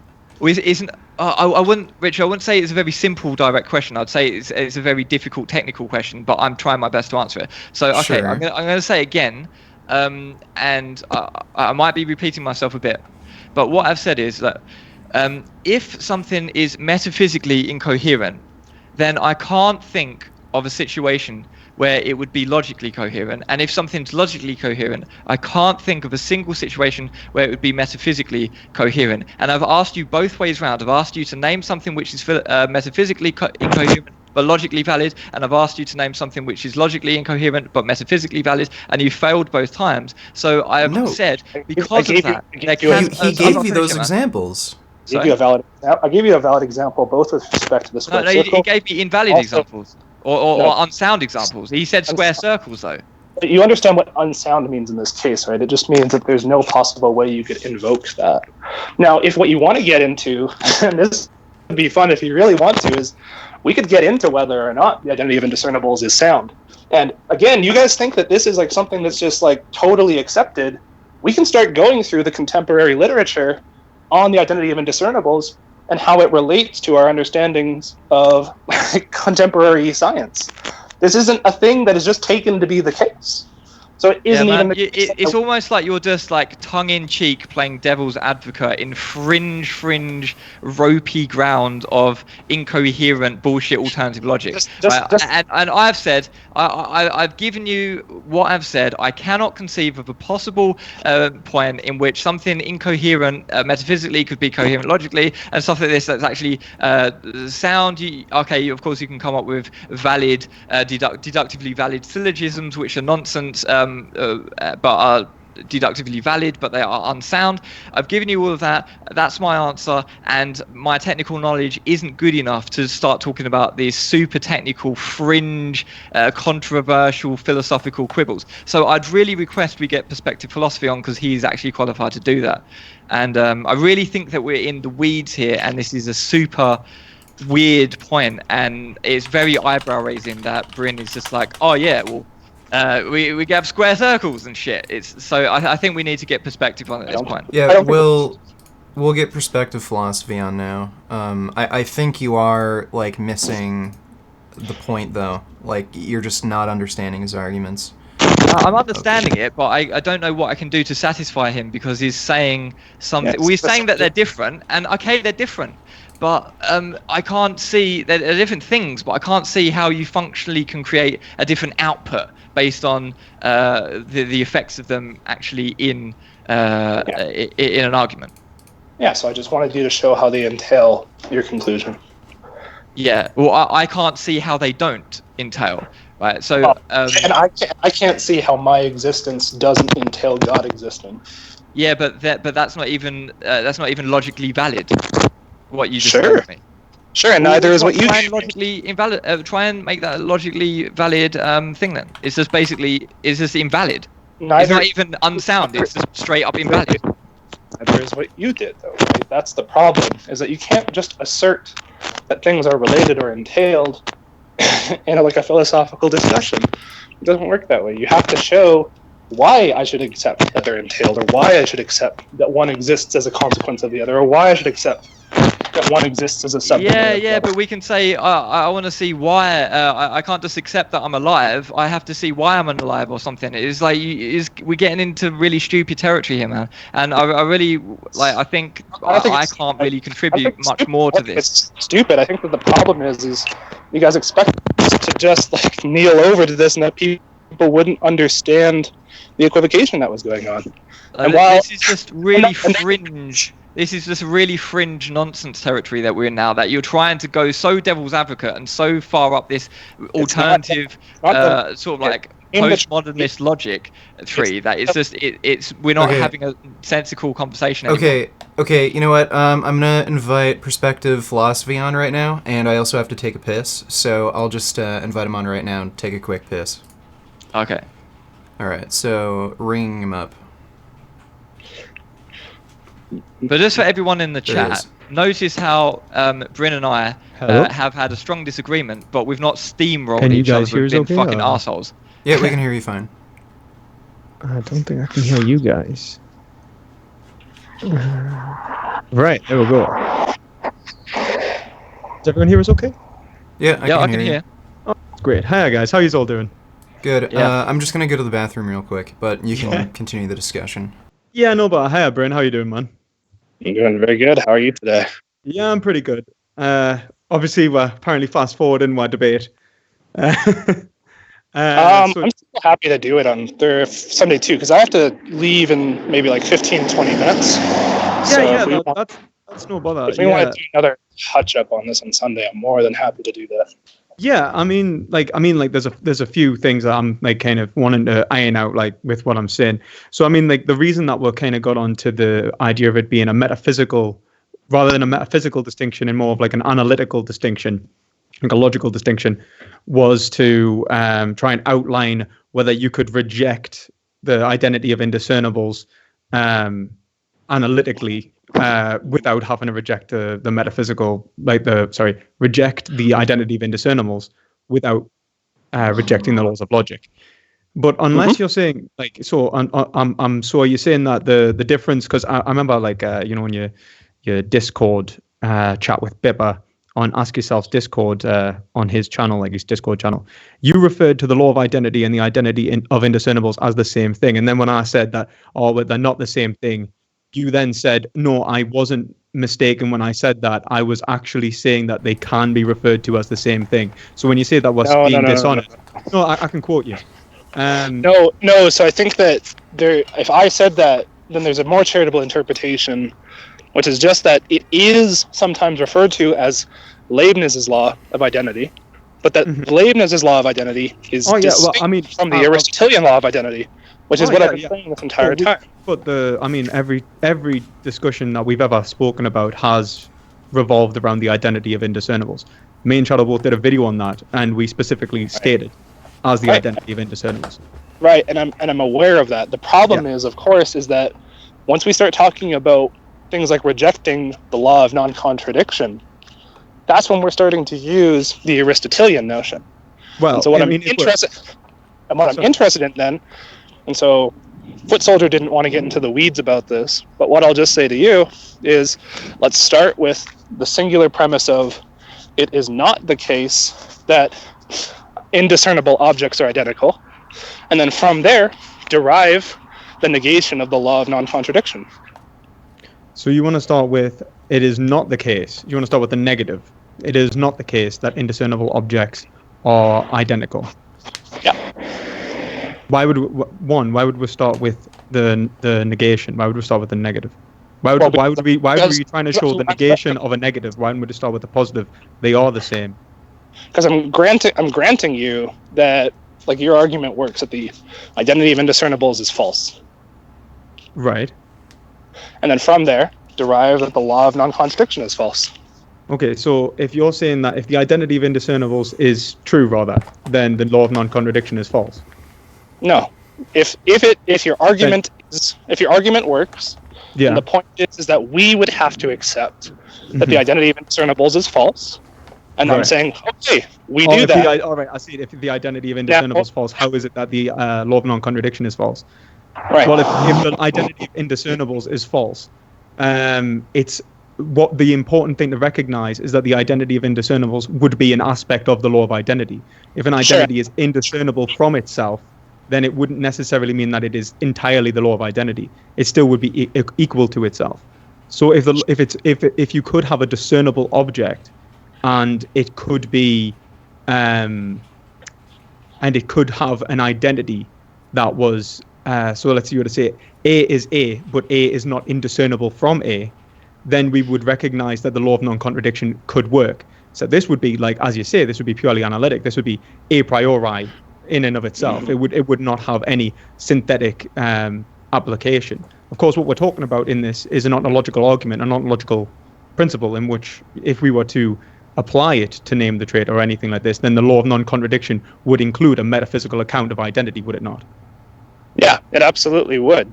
And then the problem is you still haven't demonstrated why it's the negation of the identity of indiscernibles in this case that leads to a negation of the law of non-contradiction.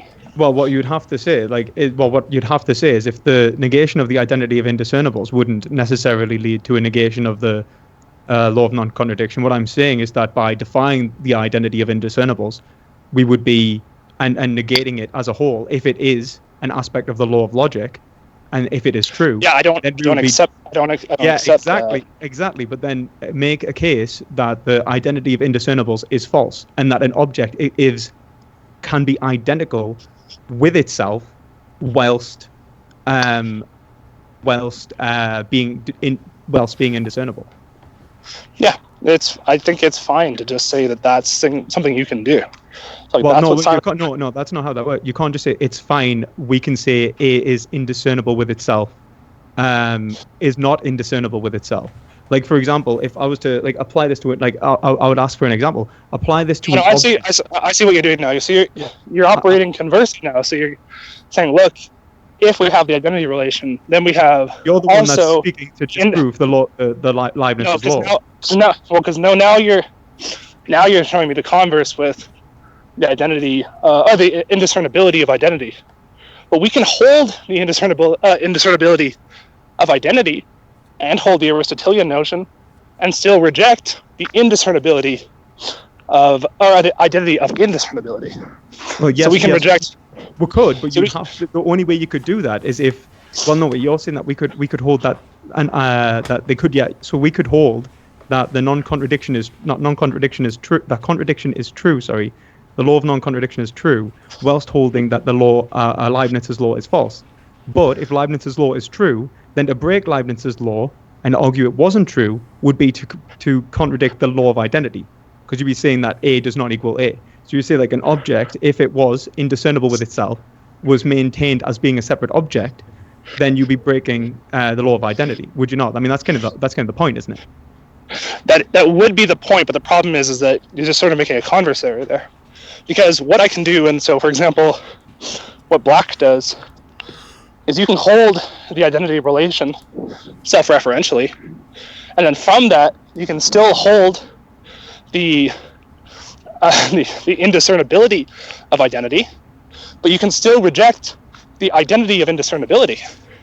Yeah, but this would be purely a priori if you were to do that. And what we're talking about is a metaphysical principle. Like the fact that the name the trait is not. Unless you're saying that name the trait is a purely a priori argument, in which case I'm going to reject it as being absolutely nonsensical.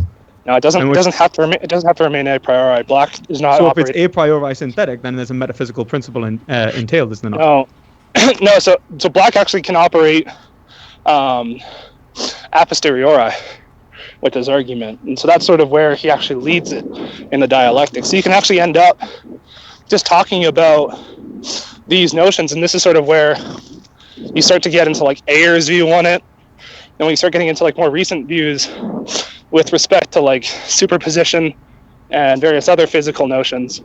Yeah, so I think I heard you before talk about like the spheres, like the sphere argument.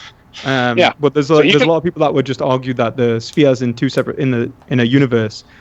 Just for those of you who aren't aware, there's an argument in which we would argue that if there was two perfectly identical spheres in another universe, that they would be two separate spheres, even though being indiscernible, like physically indiscernible. There'd be nothing metaphysically that changes them.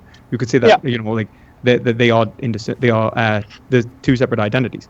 Now the argument against this would be like non-Euclidean geometry. You'd be saying that they were actually the same object, and that you could move around space and encounter the same object. Yeah, I think that the point still remains, though, that strictly speaking a priori, it's the case that out of like the triumvirate there, I can hold two of the notions that you're arguing from, and still hold that. But the argument's not speaking. Yeah, but the argument's not speaking a priori. The argument is speaking a posteriori. It's not purely a priori. And I agree that once we move into like a posteriori, that we can absolutely see that there's pretty good arguments against rejecting the identity of indiscernibles. Then we should make them, because unless if we're going to have to reject Leibniz's law to defend name the trait, then please let's reject Leibniz's law. Like I honestly want to know. Like I'm not. Just to be fair, like the point is that where Footsoldier and I were getting hung up on was that he didn't understand what we were doing when we were operated in the a priori domain, and that we could reject the identity of indiscernibles while also retaining the indiscernibility of identicals, and also holding the identity self-relation. But to be fair on Footsoldier, it's not like it's not easy stuff. Like this is what no. Yeah, I'm not blaming him. I think that it's good that you came on, because I think that at least we can like talk about it sort of at the same level. But the point is that we got held up there because of the fact that it was a little bit difficult to get that point across for whatever reason. Yeah, and but I think as well he did want to ask, because I think he was a bit confused, because he understands obviously name the trait involved with metaphysical principles like identity relating to an ontological object that invokes a metaphysical notion, and I think you can understand why you would get tied up into that. Right. So the thing is, I think that once we get into name the trait, we can still have good arguments in the metaphysical domain for why we wouldn't want to reject the identity of indiscernibles, and nevertheless, I think that name the trait can still be agnostic to it. So one You thing think that I we could put it? I mean, if it was to be agnostic to it, then you'd have to show that there was a metaphysical distinction between identity of something being identical and indiscernible. Because otherwise, we would say that because the identity of indiscernibles is an aspect of the law of identity, that it would break. There is a possibility that it is breaking the law of identity, and which would make the argument unsound. Well, Nope. it would make it the first premise incoherent. And Nope. if the first premise is not incoherent, then I would argue that the argument is invalid. Nope. I think that the point is that you can operate within name the trait on a metaphysical level and still retain everything that we've talked about so far. Okay, well, I mean, let's go for it. So, let's make an example, especially like for those of the viewers who trained philosophers. So, if I was to choose the trait human and history, they're my two traits. Run us through name the trait, and we'll see if we can show why, even though the objects being indiscernible wouldn't affect the conclusion. So I actually, I don't know how deep we want to get into this, but I don't think that history actually results in a breaking of the identity of indiscernibles anyways, because what it will rely upon is equivocation on things true in the hypothetical and true outside the hypothetical. Do you want to clarify? Sorry. Yeah, so the point is that the notion of trait equalization that Ask Yourself uses refers to things true of both objects before the trait equalization process occurs, and not things that are true of once it has begun. Okay, but then I mean, like, because if just to say, actually, Richard, could you just get the syllogism of name the trait up forward, please? Would that be okay?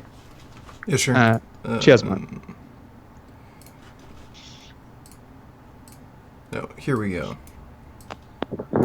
Okay, so do you guys see that, or like, are you watching the stream? I'll get on the stream. Footsoldier, you should probably link this in the chat again, so Perspective Philosophy can see. Actually, all right. I've got the thing. I've just went on the old history like that before. So, if your view affirms a given trait is. So if your view affirms a given human is trait equalizable to a given non-human while retaining moral value, then your view can only deny a non-human animal has moral value under pain of P and not P. So with the first premise, you'd say that once the trait equalization begins, then they're just held constant from that point on. Like they cannot be modified. Yeah, so it's okay. That'll be fair. So we can look at it except like a set of properties, right? Okay, but then to show the contradiction, you'd have to say that they were, because if they were to go through the trait equalization, that is something that happens to them. Like, for example, like to make this clear, like, for example, if we were to make a real life example of it, let's say if I was to have, say, a human turned into a chicken, then I would either, like, we could say that, okay, if I didn't know that they were ever a chicken, then it would not modify my valuation of them. If I did know that they were a chicken, then it would modify my valuation of them. Now, if you're saying that if we were to make two objects, A and B, and A was to transform into B, and I would have no knowledge of it ever having been A, would I be okay with harming it? I think many non-vegans could hold that position, and it wouldn't contradict their original valuation, because their original valuation was based upon two self-evident properties, A and B, and since there has always only ever been B and not A, then to say that they've even changed would be nonsensical, because to say that there has been a change, we would require the notion of history, because it's like motion, like an object has to move from point A to point B, rather than having always been in point B. We would say it hasn't moved. Do you see the issue there? So if we remove something like history, we've destroyed the notion of time.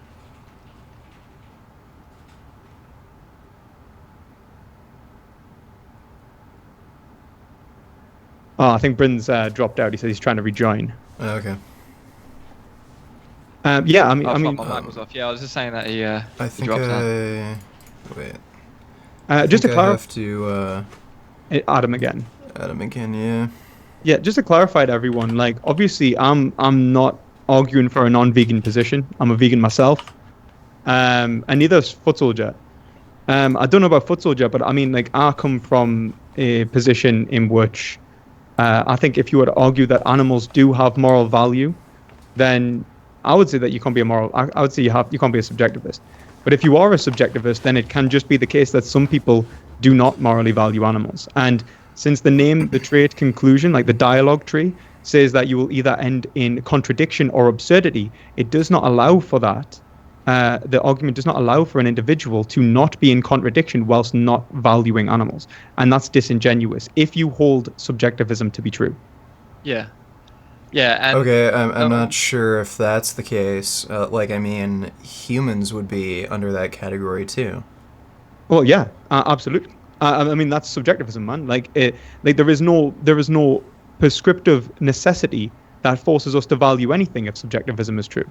That's and this is something that I just want to mention as well. The original marginal cases actually assumes that you value humans, right? But name the trait sort of doesn't, to a certain extent, because you can come up with any reductio and like research. You could be reduced to absurdity or whatever by slaughtering uncontacted tribesmen. Like when Vegan Games was debating Destiny, it came up to that, and it was just like, yeah, I'm okay with that. But marginal cases doesn't really think.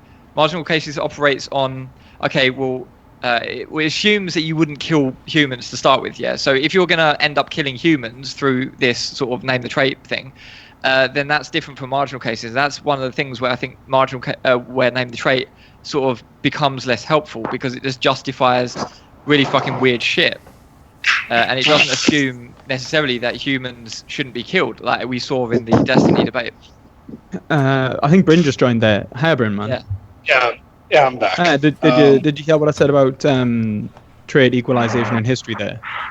Yeah, so the problem, of course, is that from the beginning, what you were talking about was strictly in a mutable set. And then there's this really weird point where you start talking about the mutable characteristics of trade equalization. But those mutable characteristics don't really exist. But what I'm saying is that, is trait equalization a process, or is it just, or is it that an object is just equalized? Because if it's not a process, then they are already equalized, then there couldn't have been two objects. And if it's an equalization, then to deny history would be to reject the process. You see what I'm saying? Like you'd be denying like a change. So yeah, in motion, if it didn't move from A to B, then it didn't move. If it was always in B to begin with. And yeah, so the problem here is that right from the outset, I pointed out to you that the notion that trade equalization that Ask Yourself uses is with reference to an immutable set and an immutable set of properties, and then history, as you're using it, smuggles in a mutability characteristic. Yeah, but what you're saying here is that unless you're saying that Ask Yourself uses a notion of equalization, which is either breaking the law of identity by saying that they are two separate objects with the same identity, or it denies the changing process. Which is it? Does it have a process, or does it argue that they are the same identity to begin with? Neither. So how is it that it manages to equalize the properties whilst maintaining two separate identities, whilst the traits are identical? So so bearing in mind, like when it comes to like what we can morally value as a subject, I would take, you would argue the case as well that subjectivists can distinguish value to whatever forces a value interaction within the individual, like whatever causes them to have a value.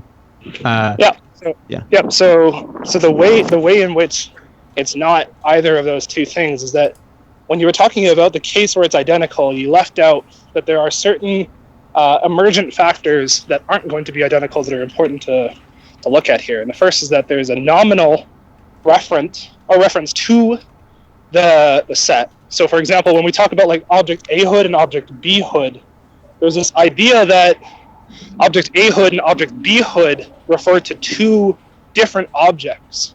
Oh, wait, so do you mean the name is made identical? No. The name isn't made identical. The point is that you can be referring to the same object, and then just have like two different references, right? So there's a nominal difference, but there isn't an actual difference. And then the other thing too is that if we're following the trait equalization process, when we get to the point where it is the case that all of the morally relevant traits, or all of the traits, or however we want to define our set, are identical, but that overall, that the moral judgment is different, what that would imply is that our moral judgments are themselves arbitrary.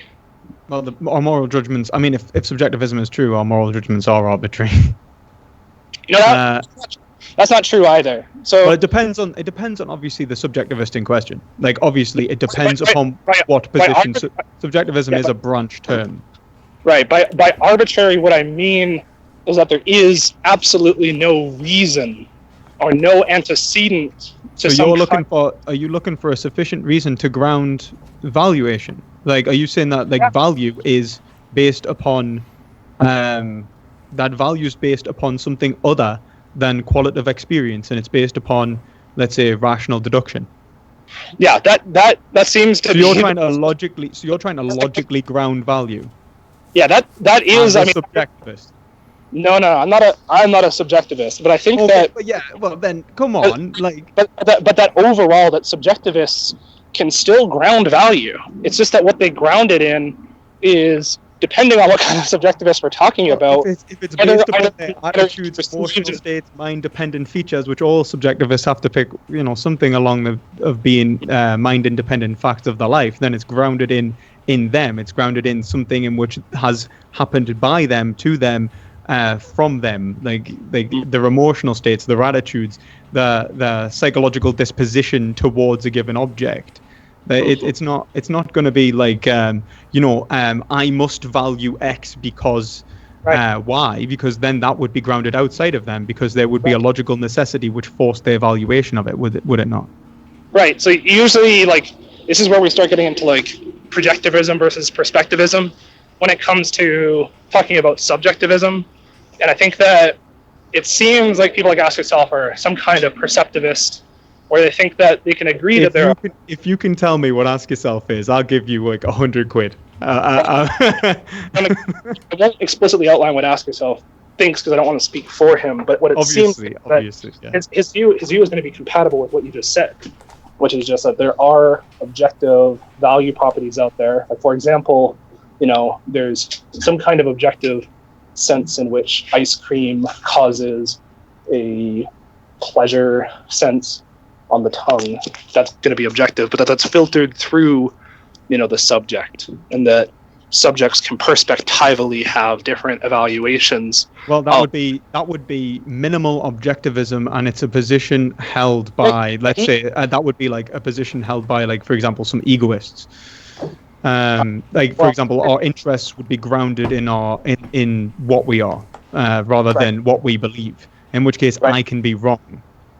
Right, and I think that Ask Yourself does agree that minimal realism is something that he agrees. Well, I mean, he kind of denied. He kind of laughed at that when I said that in his video about him in the video, though, didn't he?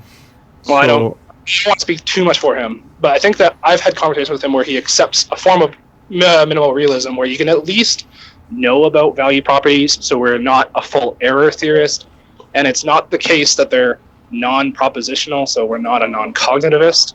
It's just the case that there is some kind of... So then you would have to make an argument which then rather than saying that you are in contradiction for valuing an animal and a human, for not valuing an animal whilst maintaining value for a human, you should make an argument that shows that based upon our nature, whatever it may be, based upon the given individual, that they are forced to value both an animal and a human. Now, that's simply not the case, because the judgment, if we accept that the judgment, I mean, I'm asking this, Brent, do you accept that, at the beginning of premise 1, that an individual values separately a chicken and a human separately, that they value it based upon two separate value judgments? Of course, yeah. Yeah. So if we had to say name the trait in which you value, the contradiction is to show a contradiction in what they are valuing, because they are able to simply name the trait. If Right. if you're saying that in fact they are wrong with what they are valuing, what you should be saying is that it's not name the trait, it's here is the trait, I'll give you it, here's the prescription of what you should value. And that's what I'm saying. If it's a purely descriptivist position, it can't show a contradiction in values. If it's a prescriptivist position, it can. I don't know. Yeah, so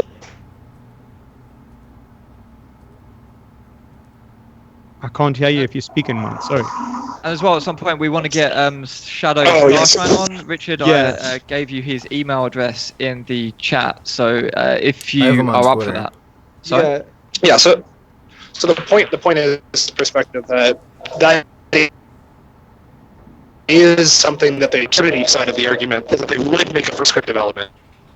No, but why don't we go through And all the subjectivists name are the fitting with my views. why don't we go through name the trait? And I understand that it's not necessarily representative of your views, Bryn. I think you're a more realist, aren't you? Like in a non-naturalist. But I mean, that's a very different position. I think that's like Derek Parfit and people like that. I'm not sure if that's your exact position, but I mean, like I would think that it would be helpful to go through name the trait and show how it would operate if we reject the identity of indiscernibles and yet show a contradiction. Because I mean, if we accept the identity of indiscernibles yet show a contradiction, because if we accept that as being true, then the reality is that the individual could value the objects as being different because they are discernible. If they are indiscernible, well, then it's going to break Leibniz's law and it would be incoherent. So it's either invalid in respect to Leibniz's law. It's either invalid or incoherent. The first premise is incoherent. Yeah. So you would accept that? Would you accept that as thing, being the case at least? If Leibniz's law is true, then name the trait is invalid or incoherent. Well, incoherent or invalid. Oh, no. You wouldn't. Okay, then make the argument that it's not. Show me why my argument there is false.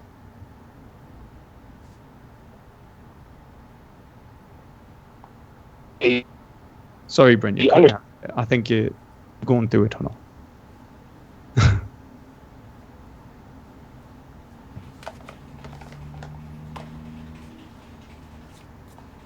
Hello? Hello, guys. I think Bryn's connection's not doing too good. Yeah.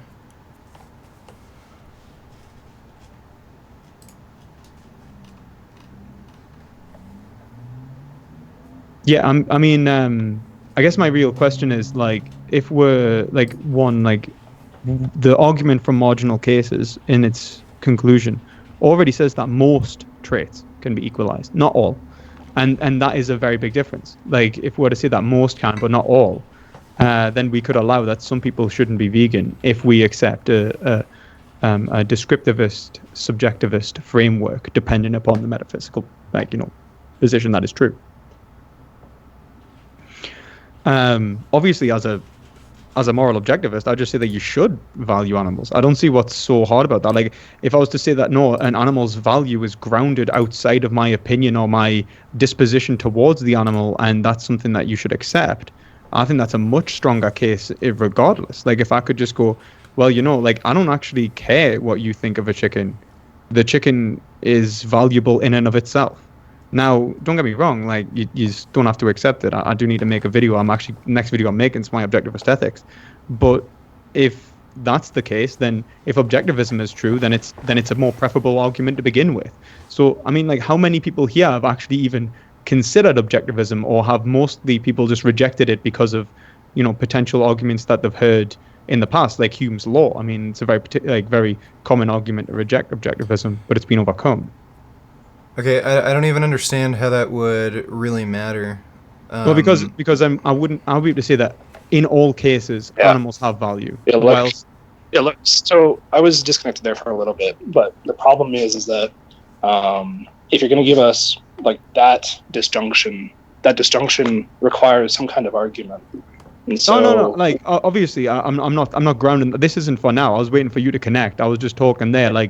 like about whether objectivism is something that, if it was the case, would be preferable or not. And I'm saying if objectivism is true, then it would be the more preferable position because we could objectively ground the value of animals. Just to be clear, we're hopping around a bunch of topics right now, and I want specifically an argument for the disjunction on if it's the case that Leibniz's law is true, that the argument is invalid or unsound. That's the specific conclusion I want an argument for. Well, yeah, I mean, the argument that if Leibniz's law is true, then the first premise is incoherent, because trait equalization can either mean one or two things. It can be total trait equalization, which would force the which would mean the argument was valid, and like for P4, for example, I think that's what Ask Yourself was wanting an argument for. So I quickly just made one. 1 second. So I said, so just quickly, if just thinking about it. So I said, if the conclusion for name the trait is therefore your view can only deny the given human animal has moral value under the pain of P and not P, then it requires total equalization of traits to be valid. Now we can discuss P1 of that in a second, if you like. And then I said the conclusion of name the trait is, and the conclusion of name the trait, and then I said that it does require the total equalization of traits. If you want to say that it doesn't require the total equalization of traits, why would you say that? I would say that for it to be valid, for it to be coherent, that was the word I was looking for. P1 to be coherent. Coherent. Yeah. So valid. Yeah. That's yeah. right. So the point is like now we're just at another point where I just need another argument for why I should accept that if it requires total equalization, that it would be incoherent. Like we're just going down this chain. Okay, yeah, but no, like there's just nothing being said. So, like if we were to say like what, so if we look at the first premise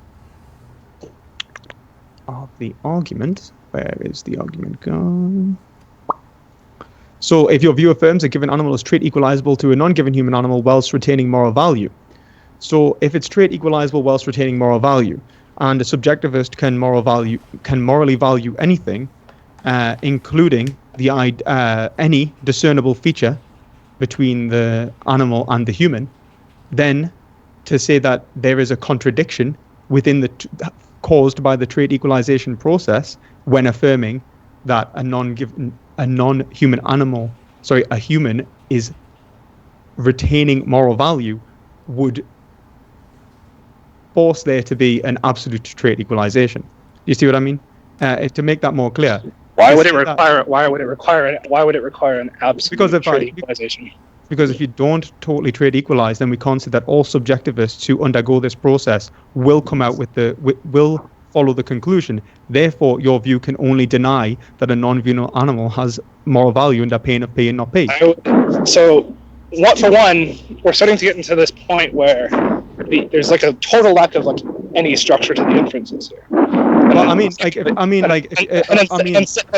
And secondly, like why would I accept? If you're wondering why there's a lack of, the reality of this is the reason that we somewhat talk past each other is because trait equalization hasn't been properly defined within the original argument, and that's causing some problems.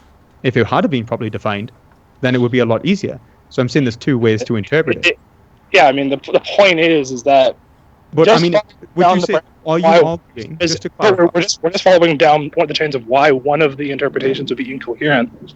Okay, yeah. Well, if it's clear why we would accept that.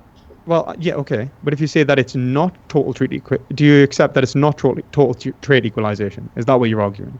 Because obviously, so if it's not total trait equalization, then I value the identity of the given human, and that is that it has always been that human. Right. And so the problem, of course, with that is that now we're getting into whether or not the notions that you're using to even construct the breakage of the Leibniz's law are coherent. Because now you're saying, look, what the conclusion of the argument is that someone could just say it's the nominal features of an object. Well, no, you could just say that I value object A. and And that's- object that's- B. Can I just step Right, in but here? that- I think relationship is also an interesting thing to consider, because let's say you had a friend's relationship with an animal, a non-human animal, and you were a meat eater. You didn't really care about any particular pig, but you cared about this pig, and you wouldn't kill this pig because you have a friendship relationship with it. So if you're working on traits or talking about your mother or something, you don't really care about humans, but you care about your mother. So relationship to an object or the identity of that object could be the trait that you actually value. So if you're going to plug that into name the trait, then it has to have a position on the identity of indiscernibles that degree, because you can't have two mothers and it just breaks down. So I think we're getting really far into the weeds on this, and it's getting. That's why. So Footsoldier, that's why identity is nominal. We would only have one mother there, and so what it sounds but like this is the thing. This is the thing. There's another really interesting. No. 1 second. So perspective at this point, perspective just effectively conceded the contention, which is just that you can understand it to be at this point where identity is understood nominally. The trait equalization process. I didn't. What I said, just to clarify, is that we can value the nominal features between objects. So if I was to say object A and object B, I think a good. Look, I'm agreeing that. I'm saying, look. So we agree that identity is nominal. We agree that the trait equalization process is an iterative. No, I never said identity was entirely nominal. As in, it would relate. I hold firm that the identity of indiscernibles would mean that they were the same object. That's not what I'm saying. I'm saying that if they weren't the same object, then I would be able to distinguish them, and I can value that distinction. No, that's what indiscernibility means, is you couldn't distinguish them, but that they have but if it's that's exactly physical. Yeah, that's what I'm saying. So if that's what the whole argument is. If I can't tell the difference, then there's no conclusion. The conclusion doesn't follow. Look at it like this: unless they're indiscernible, the conclusion could not possibly follow. But that's the thing, that's why it doesn't have to have a position on an ontological notion. There can be two things that are identical. So they can be identical in name, but not in type. Then I can value what they actually are, and not the name. You've just said, a cat is a dog. Do you value cats? Well, do you value dogs as well, because they're both the same thing? What you've done is equivocate. No, let me just summarize, right? The point is that the metaphysical notion of the identity of indiscernibles is going to say that there are two things that are indiscernible, but yet there are really two objects. And then the claim is that would make NTT completely incoherent. The problem with that... the identity of indiscernibles. No. 1 second. The point is that if we have two objects that have all of the same properties, and there really are two objects, the point is they're indiscernible. So there's no way which we could tell that they are different, but there does exist, in some sense, two objects. And the point is that we don't have to hold that is an incoherent notion, because NTT is still going to work, because if someone were to say, I hold this one object over the other object, that would mean that there is no trait that causes there to be a moral difference. Are you appealing to ignorance? Are you saying that my inability to perceive the difference is what creates the value, allows the value to be equalized there? Then I cannot perceive the difference between A and B, not that they are actually different. Well, then how, if they are indiscernible in every single metaphysical way, how are they not the same object in any other way than a nominal sense? Right. That all I'm saying is, if we were to say that there's no difference, so I'm not saying that I am someone who rejects the identity of indiscernible. I'm saying that the argument doesn't care about it, because if they're indiscernible, then all that name the trait is going to elucidate is that for some reason we value these things differently, but because that there's no trait difference, that different evaluation would be completely arbitrary. I'm never seen the word elucidate and name the trait. So the point is that if we get to the point where there's two objects, they have all the same properties, but they're indiscernible, but they're not identical, all it means is if you thought that one had more value over the other, that evaluation is completely arbitrary by virtue of the indiscernibility. So we can make something. How do you trace out traits so something is identical but it's not identical? Yeah, Well, like if we're saying that metaphysically no, identical, but then Footsoldier, nominally not identical. Just beg the question, but I didn't even understand it being true. But I don't even care if it's true because it's agnostic, and I've shown how it's agnostic, No, you and haven't. that doesn't respond to it. You Yeah. haven't Okay, shown so how it's okay, agnostic, look, Bryn, I've got a question. Like maybe I'm not understanding the technicalities of the conversation here. I just want to bring it back down to earth for a minute. For just make a bit more of a visual scenario here. So I've got your mum, and I've got a pig, right? Mhm. So I turn your mum into a pig, and it's identical to the pig in every way, right? Mhm. Is it still your mum, or is it not your mum? And if it is still your mum, do you value one and is one your mum and one's not your mum, or are they both your mum? If you cloned your mum, have you got two mums or have you got one mum? Like let's just get some clarity on the visual basic shit here.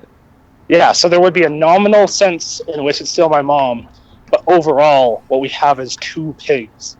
In which case, if we have two pigs, if it's just a purely nominal sense, and what you're appealing to is epistemological verification, and you're saying that I couldn't know the difference, then all you're saying is not that if I did know the difference, I wouldn't value them differently, but rather that because I've made it so that you can't know the difference, you don't value them. I've dressed a pig as your mom.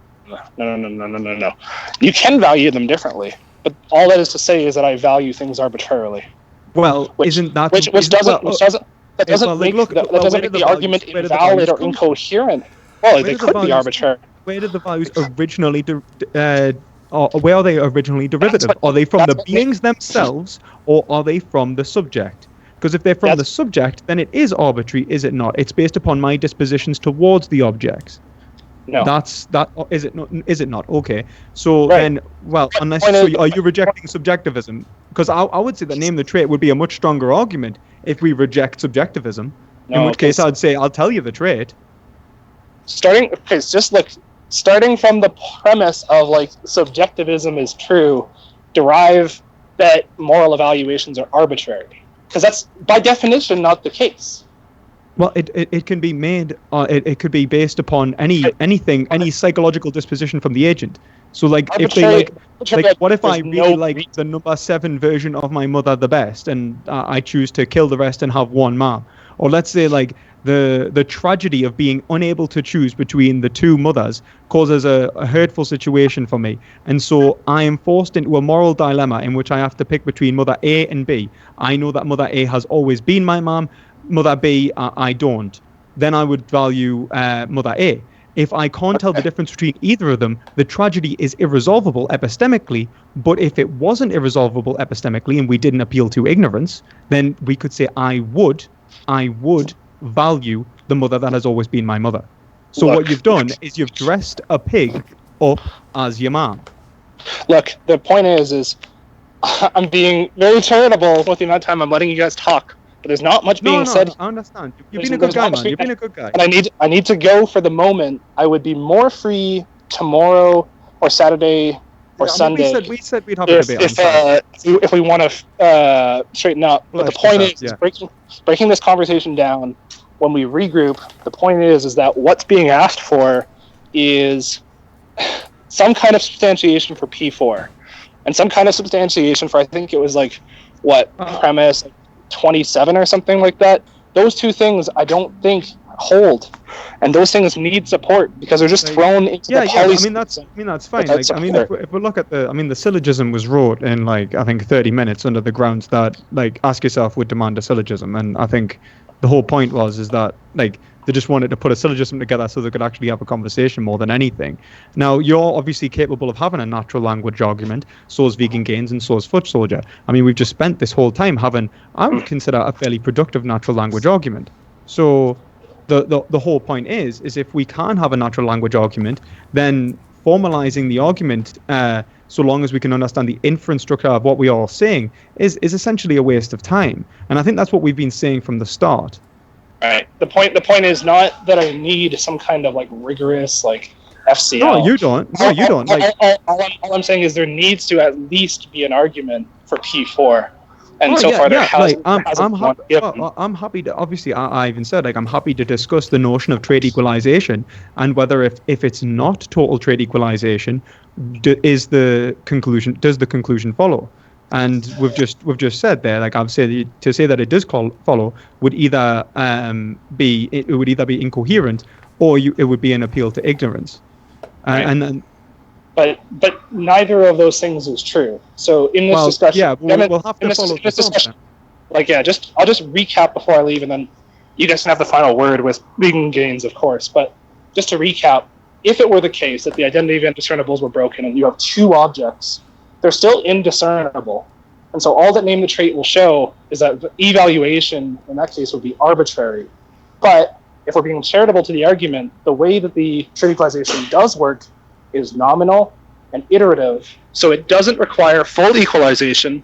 And even if it did go through full equalization, the only remaining differences would be nominal. And so if the evaluation didn't change, then the evaluation would be arbitrary.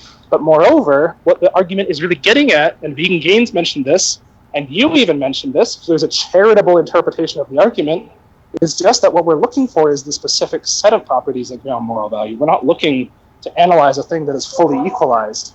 The point is just that by iteration and by equalization, we basically run a huge array of arguments for marginal cases on everything we possibly could until we discover what does ground evaluation. But yeah, I mean, it was enjoyable talking to you guys, and I'm more than happy to follow up with. Okay, so it might be a good idea to follow up on this debate. I can do Saturday if anybody's good with that. Yeah, yes, I can do any time. I could do Saturday. I would really suggest getting Shadow in here as well, because I mean, like, this was like from the offset. This was his argument. Do you know what I mean? And I'm sat here arguing this guy's baby for him. You know what I mean? And okay, it feels well, like we might get Shadow in here Saturday, but we definitely need to go over P4 and I think P27 for Saturday. Absolutely, okay. Yeah. Like we can break it all down, man, and we can go through it. I mean, like, obviously, like I think the four of us here are actually vegan, so I think we're all arguing that we should in some respects, like, we should all care about animals. So it does matter to all of us. Right. Yeah. So I mean, it was talking to you guys. I really have to go. So yeah, thanks, Brent. All right. Well, thanks for coming on. I would love to follow up on Saturday. Talk to you guys later. Take it easy, man. Okay. Yeah. Well, I think we should kind of conclude here then. Yeah, sure. Who should we do closing statements? Who yeah, sure. I need to go anyway. I was kind of hoping Shadow would come on, like, in the last bit. I was gonna tag out, but I felt like it would be disingenuous. But I just want to say that, like, with Bryn's position that it can be agnostic to the identity of indiscernibles, I think that for an argument to be agnostic to the identity of indiscernibles, then it would have to say that it would have to be arguing that there was only, as he says, a nominal difference. And if the name is the same and the object is indiscernible, then we've never really, like, if the identity of indiscernibles is true, then the object has never went through a trait equalization process, because trait equalization is by definition an ontological process and metaphysical process. So to bring up something like an analytical shift, an logical shift, I think is somewhat disingenuous. Not because I think it's bad. I just think that it talks about a separate issue. I think that if we were to say that there is a nominal difference between objects, then yeah, we can value names differently if we so wish. But if that's the case, and let's say we do just value names, and that's what we're talking about, then, well, I can value, like, object A for being object A and object B for being object B anyway. It doesn't necessarily follow that I have to value anything in any given case. It can be absolutely arbitrary, because that's kind of how, psychological disposition can work. And I think, Richard, me and you have spoke about that, like, and I think Ask Yourself screamed at us once that anyone can value any fucking thing they want. So, I guess that's kind of the point. And then if it is the case that we don't have to fully equalize traits and we can just equalize a specific property of traits, then the conclusion doesn't follow. And I would suggest that name the trait adopt a conclusion more like the conclusion from argument of marginal cases, which says that most traits are equalizable. If we could equalize most traits and come up with the conclusion that it is most likely that you will value animals, that kind of thing. And it also is possible that you may have misdescribed yourself. I will give name the trait this. I think it's got a really nice name. for an argument. I think out of the argument for marginal cases, I think it's got the nicer name. I prefer saying name the trait. But yeah, that's about the only advantage I'll give it. So yeah, so take it easy, guys, and catch us there. Cool, man. Alright, take Thanks care. a lot for coming on. Yeah, so for my closing statement, I would say, Bryn at the end, there was so much that I wanted to say, but I was just letting mostly perspective philosophy and Bryn go at it because it was quite technical. But Bryn said that he, if the trait equalization process was performed on his mum, then it would end up as a pig mum or something. But I would say that history is a very important trait, not just an arbitrary trait, but a very important trait, because that is the relationship and the history that you have with that object, right? So if you equalize the history, then that pig is no longer your mum. You've just replaced its history with the history of the other pig. So it's always been a pig and it never was your mum in the first place. So then, yeah, then you can't sort of, you can't say that there's a contradiction there, because it's just a pig. It was never your mum in the first place. It was just a pig the whole time, because you've just swapped its history with the history of another pig. Your trait equalizes history, so that doesn't follow. But if you don't swap out the history, then you haven't fully trait equalized, so it's not a contradiction, and the conclusion of name and trait doesn't follow, or more like the antecedent doesn't follow to the consequent. It's not related. It's not a relevant relation to the consequent from the antecedent. And I'd say we got very far into very technical PhD philosophy geekery weeds, which was a tiny bit above my head. So I'm glad that perspective came on. I would say in terms of an argument for premise 4, I don't think that we need an argument against an argument to support the premise of an argument, and then we're going to need an argument to support the premise of that argument. It's an infinite regress of supporting shit with arguments. And no, we can just put down an axiom, and it was a dichotomy, and I don't see any other way. I don't see it as a trichotomy or any other thing. It's a dichotomy. If you reject one, then you accept the other. I don't see any reason why we need an argument for P4. So I think it's been a very interesting debate, and I just want to say again, I really love Vegan Gains as an activist and a YouTuber, one of my favorite, absolutely. So this seemed maybe quite hostile, sort of like quite clash or something. And I don't really want to see in that light. I want to see it as we're debating name the trait, but we're not debating anything else. And I love Richard. So yeah, cool. That's my closing statement, pretty much. Richard, Very cool. would you like to go? Like I agree with Byron. For one thing, I do think we do need to hash out your premise P4 and P27. This still doesn't really make any sense to me. I think you were making an equivocation here, and even if we could kind of agree on some of these things, I think just a charitable interpretation of name the trait is just you are making a number of marginal case arguments at the same time, or just many, and you're going through this iterative process where you're just trying to figure out where your values are. And I think name the trait is a very good technique to use in an argument against Carnus, because you basically show them where their values actually lie. So, but we'll probably continue this discussion on Saturday, and go over some of the more important details like P4, P27. Alright, cool. Alright, I can't hear you for some reason. Did you mute yourself? I'll just turn it down. Yeah, I just said There you thanks for having a discussion. It was very good, and I'll see you guys at the second innings. Whenever. Sure. All right, Cool. and we'll just set up time and everything. All right, well, take care. Cool. Okay, see you later, man. See ya. Okay, and now I will answer some super chats. There we are. Or why is that not lined up perfectly? There we go. Okay, we'll answer the super chats. So Marcin Labansky donated 25 PLN. He asks, each fall I suffer from anxiety and depression. You're inspiring me to get through it and keep my mind busy with Q&A/debates. Thank you, Richard. Well, no problem, dude. If you do find yourself experiencing seasonal depression, you might want to look into things like vitamin D. That's a big one that can definitely affect mood. So if you are having seasonal depression, it might partly be nutrition related. But I'm glad I could help you out. And thanks, Marson. Ask Yourself donated $5. He says, just ask Footsoldier for the argument that name the trait violates the LOI, law of identity, and or name the trait's conclusion doesn't follow from its premises. He collapses instantly. We went over that, and yeah, he's still not able to actually come up with an argument for that.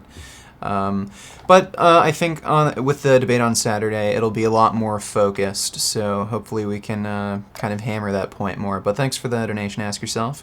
Kevin Mann donated $5. He says, hey, Vegan Gains, just giving you a heads up that Mark Bell made a butthurt response to your Stan efforting video. Oh, fuck. Oh, yes. I gotta see this. Oh, this is gonna be good. Okay, thanks for telling me about that. I need to check that out. Oh, I'll check it out after the stream. Maybe I'll respond to it tonight, but thanks, Kevin. Johnny Fly donated €2. He says, more Guy Is I collab. The dude needs, I guess, more publicity is what you wanted to say. Yeah, like, I mean, I think he's in Toronto right now, so we might be able to do more collabs. Winter's coming soon as well, so we might do some stuff with, Canada Goose and fur protesting, but we'll see. A buddy of mine, too, another guy, we might do some collabs on fur protesting, but thanks for the donation, Johnny. VG donated $2. Didn't have anything to say, but appreciate the donation, VG. Veggies for Thought donated $2. He says, I still want to know the argument for P4. Yeah, I mean, hopefully on Saturday, Perspective Philosophy will be able to come up with an argument, or maybe Shadow Starshine. We'll see. I think chances are we'll have Byron and me versus Perspective Philosophy and Shadow Starshine. Chances are. But thanks for the donation, Veggies. Mr. Michael Scott donated 10 PLN. He asks, is it unethical to own leather things if you have nothing else? No. So, look, if you have financial issues and, like, let's say you only happen to have a pair of leather boots that you wear for the winter and you just don't have the money to afford, like, new shoes, new boots, I think it's fine to keep those leather shoes and wear them. It's not like you're contributing to any more animal suffering. I would say, though, if you do have, like, if you are financially stable, you have the money to, buy non-leather clothing, stuff that, clothing that isn't derived from animal products, then you should do it.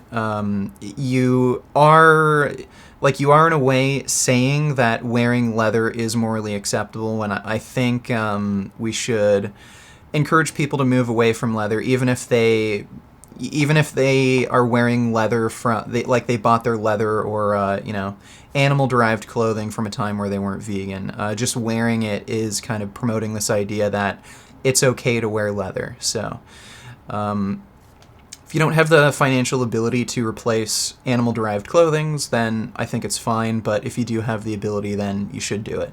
But thanks for the donation, Mr. Michael Scott. Ragav Chowdhury donated 40 rupees. He says, hi, man, I just sent you a DM on Twitter. Thanks. Well, I'll check it out, Ragav, and appreciate the donation. Vegan Fry donated $5. He says, Richard, I think Footsoldier makes a great case. I see what Footsoldier means for Proposition 4. It is sound, but not valid. Okay, well, Proposition 4, he still hasn't actually come up with an argument for it. I understand his position that it's not sound, but it is a valid argument. I understand that. But that's going to be probably fleshed out more on Saturday. Some of the things they were talking about, especially with, like, identity, it was a little over my head. I'm not like a philosophy major like Byron or Perspective Philosophy, so. But that's going to be more fleshed out on Saturday, I believe. But thanks for the donation, Vegan Fry. Ellis Rasmussen donated $1.99. He asks, what pollutant-free protein powder would you recommend? There's not really any such thing as pollutant-free protein powder. I don't even really know what you mean by that. You can check online. I'd say the most important thing with protein powder is the lead content. Plant sources of protein tend to have higher concentrations of lead in them. And it really depends where the sources of protein are derived from. There are countries like China which have only recently, I believe, banned leaded gasoline. So if you're getting plant proteins that are coming from China, then they're probably going to have more lead in it than domestically grown products like pea protein that was made in the U.S. So I just look online, try to avoid protein powders with high lead content. That's really the main element of concern with protein powders. But thanks for the donation, Ellis. Hope that helps. Producer Chris donated $10. He asks, what happens to morality in a hypothetical reality where there is no intelligence, human or otherwise? A vacuum purse? Is this absolute zero of morality? Benders say kill all humans, etc. What then? Okay, if you're saying that there's no intelligent life, like, morality is just a concept that's created in a social context for pro-social benefits. So if there's no intelligence in the universe, then there would be no morality. So that's what would happen to morality. It just wouldn't exist. So I have a different set of beliefs on morality than people like perspective philosophy or Footsoldier. But yeah, I'm a moral subjectivist. I don't think morality exists objectively. I think it's a subjective concept that's created in a social context for pro-social benefits. But I hope that answered your question, Producer Chris. Really appreciate the donation. Lloyd Christmas donated $10. He said, 20 Canadian dollars to ask yourself if next time he can minimize interrupting vegan Footsoldier and no insults. Maybe need timed modernizations. I dream of P4. Yeah, ask yourself should just calm down a little bit. I understand why he gets so frustrated, but he should just calm down, take his time, and not start yelling and swearing because it only makes it harder to argue and have things be productive. So we'll see. I don't know if I'll have him on for Saturday, but yeah, he should kind of have a more civil discourse with Footsoldier, even though I understand why he gets annoyed. But thanks for the donation, Lloyd. Appreciate it. Okay, so that's it for the Super Chats. Hope you guys enjoyed the live stream. I'm actually going to be on Vauch's live stream at 7 p.m. Eastern, so that'll be on his channel. I might record the conversation and upload it to my channel, but I'm not going to do another live stream on this channel tonight. I might be streaming some gaming content. Again, all my gaming streams have moved over to my gaming channel, Vegan Gains Live.